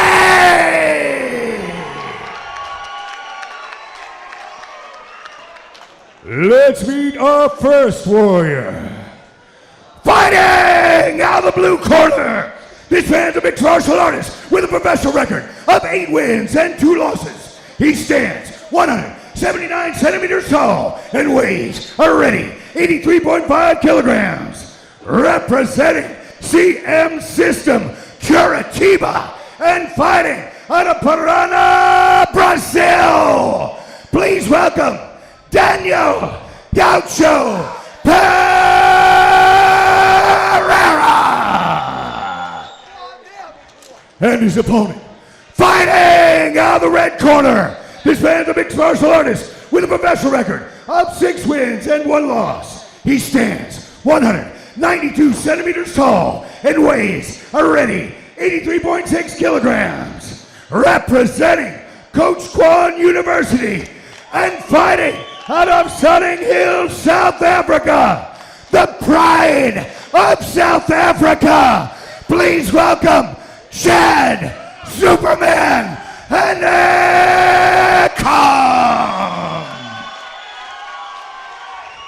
For referee instructions, Jackie Larkin.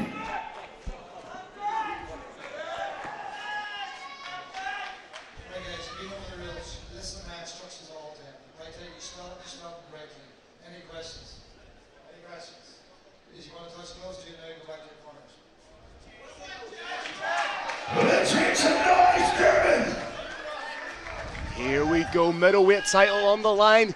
Phil Campbell in commentary, joined by the legend Chris Cyborg, and we are about to kick things off here in Durban.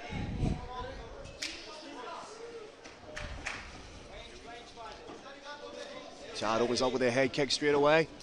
Test the water with the takedown. Here's that beautiful flare double, gets the takedown, but great double leg. May switch to the Von Flue choke. Gaucho holding on to that neck. Solid positional control right now from Chad Hanekom. Potential for the Von Flue choke should he so choose. Good strength from Gaucho, gets his way to the cage, trying to pop back up. Chad Hanekom having absolutely none of it.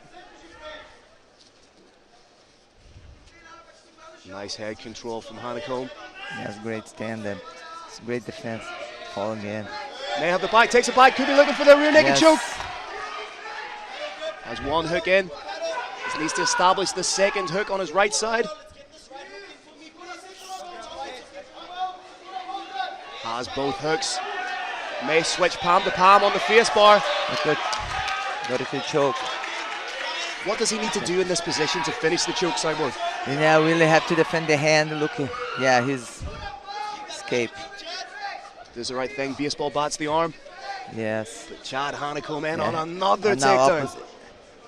Needs to be wary of the ninja choke.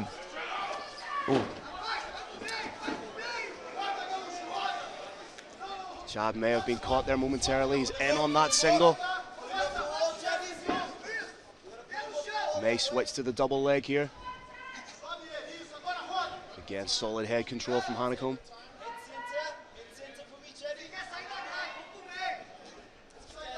Pereira defense good too.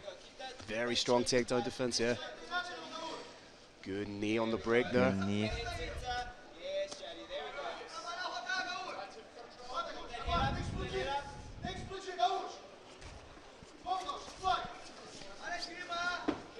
Body lock takedown, beautiful work. Great takedown. Good use of the wizard from Daniel Gaucho. Looks like he's trying to grab that neck, maybe trying to set up a Darcer and Anaconda. Now lands in dominant top control. Using that wizard just to snap him down. Both very strong. Start very strong both.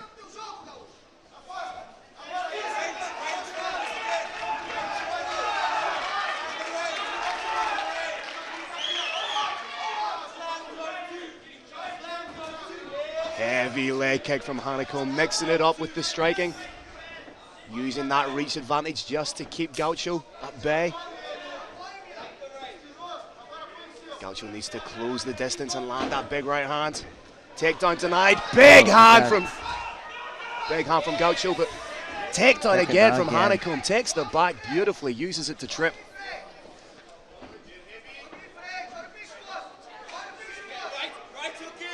May try and sneak the hook in. There's one hook.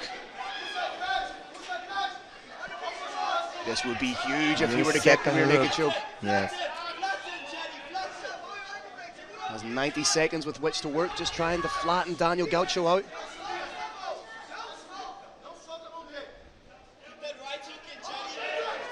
Softening up with elbows, great work.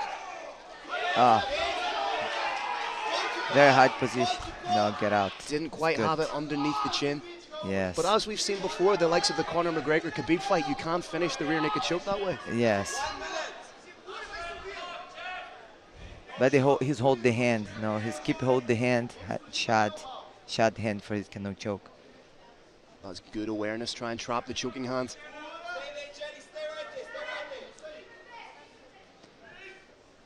Minute to go in the championship fight here at middleweight.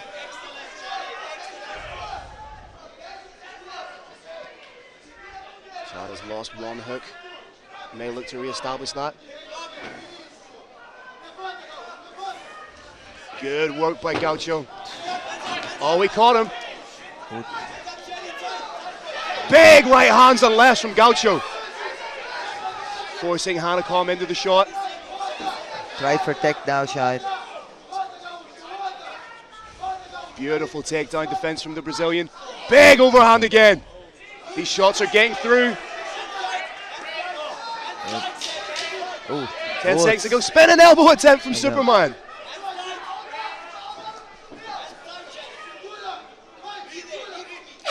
Whoa. Really interesting first round, Cyborg. What do you make of it?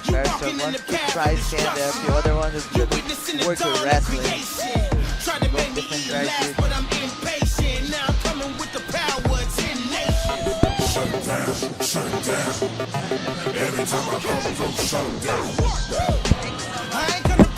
Ladies and gentlemen, thank you very much to Chris Cyborg for taking the opening round of that fight in commentary. What a great job. The baddest woman in the history of female mixed martial arts. And from one legend to another, I'm joined back in commentary by the man himself, Cedric. Cedric, what did you make of that first round? Good. The feelings I have, I can't say without swearing. My God, that round, I guess that's the closest I can get.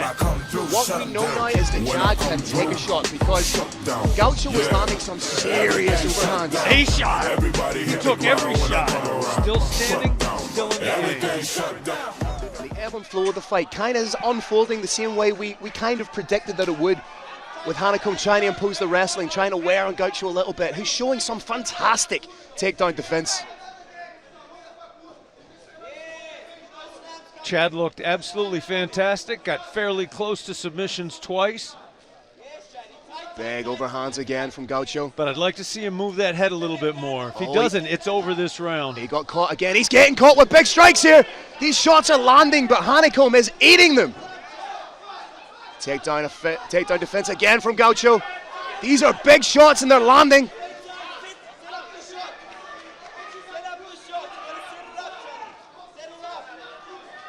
Hanekom cannot shoot in blind. He needs to set them up with his strikes. They're coming a little bit slower, a little bit telegraphed. Perhaps a little bit of cage rust creeping in after a 14-month hiatus. Gaucho looking fresh. Hanekom needs to be wary of throwing those kicks. Doesn't want to drop the hands because then Gaucho comes over the top with a big right hand. It could be good night. Gaucho may be a little surprised at how much punishment his opponent can take.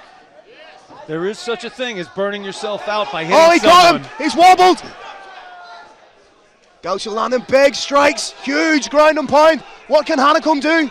Referee may stop it fairly quickly unless Hanekom starts to execute an effective guard. Beautiful frame off elbow. He's not really providing much in the way of intelligent defense. Could get caught with the guillotine. Gaucho just landing relentless right hands here. Huge uppercut. Man, Superman is tough. There's only so much punishment Chad can absorb. Gaucho proving that he might just be Superman's kryptonite. Chad looks a little bit tired, a little bit not cognitive. Oh! Huge strike! On the button! Oh, he's eating serious strikes here. This could be it all over. Is watching very, very carefully. Chad's out of the street. That's it. It's all over. Is all over. Ladies and gentlemen, we have a first inaugural middleweight champion of the world, and his name is Daniel Gaucho. You witnessing the dawn of creation. Try to make me eat last, but I'm impatient. Now I'm coming with the power to nations. Daniel Gaucho stuns the Bio Casino in Durban into shock silence. Serious fire in those hands. Ain't no stopping me from coming after my crown. When I come through, shut down. Yeah, everything shut down. Everybody hit the ground when I come around. Shut down. everything shut down. Another belt, another world champion. Every time I come through, shut them down. System. Shut them down, shut them down. Every time I come through, shut them down. When I come through, shut down. Yeah, everything shut down. Everybody hit the ground when I come around. You looking at a legend in the making. You walking in the path of destruction. You witnessing the dawn of creation. Trying to make me eat last, but I'm impatient. Now I'm coming with the power of 10 nations. Shut them down, shut them down. Every time I come through, shut them down. I ain't come to play around. No, I ain't come to play around.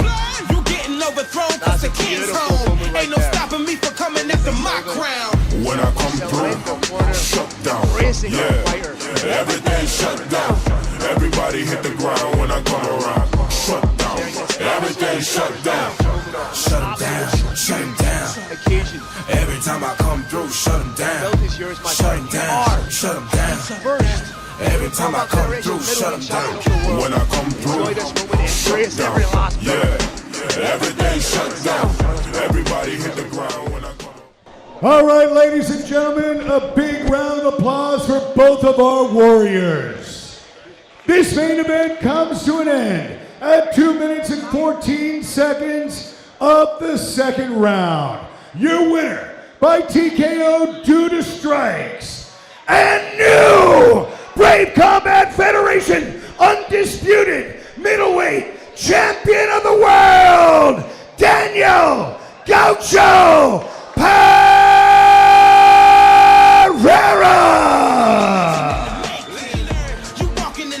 The victors are spoils. Not the kind of belt that goes with any pair of trousers. Send it off to my co-commentator, grab a word. Good job. Every time I come through, shut them down. I ain't come to play around. No, I ain't come to play around. Ladies and gentlemen, of the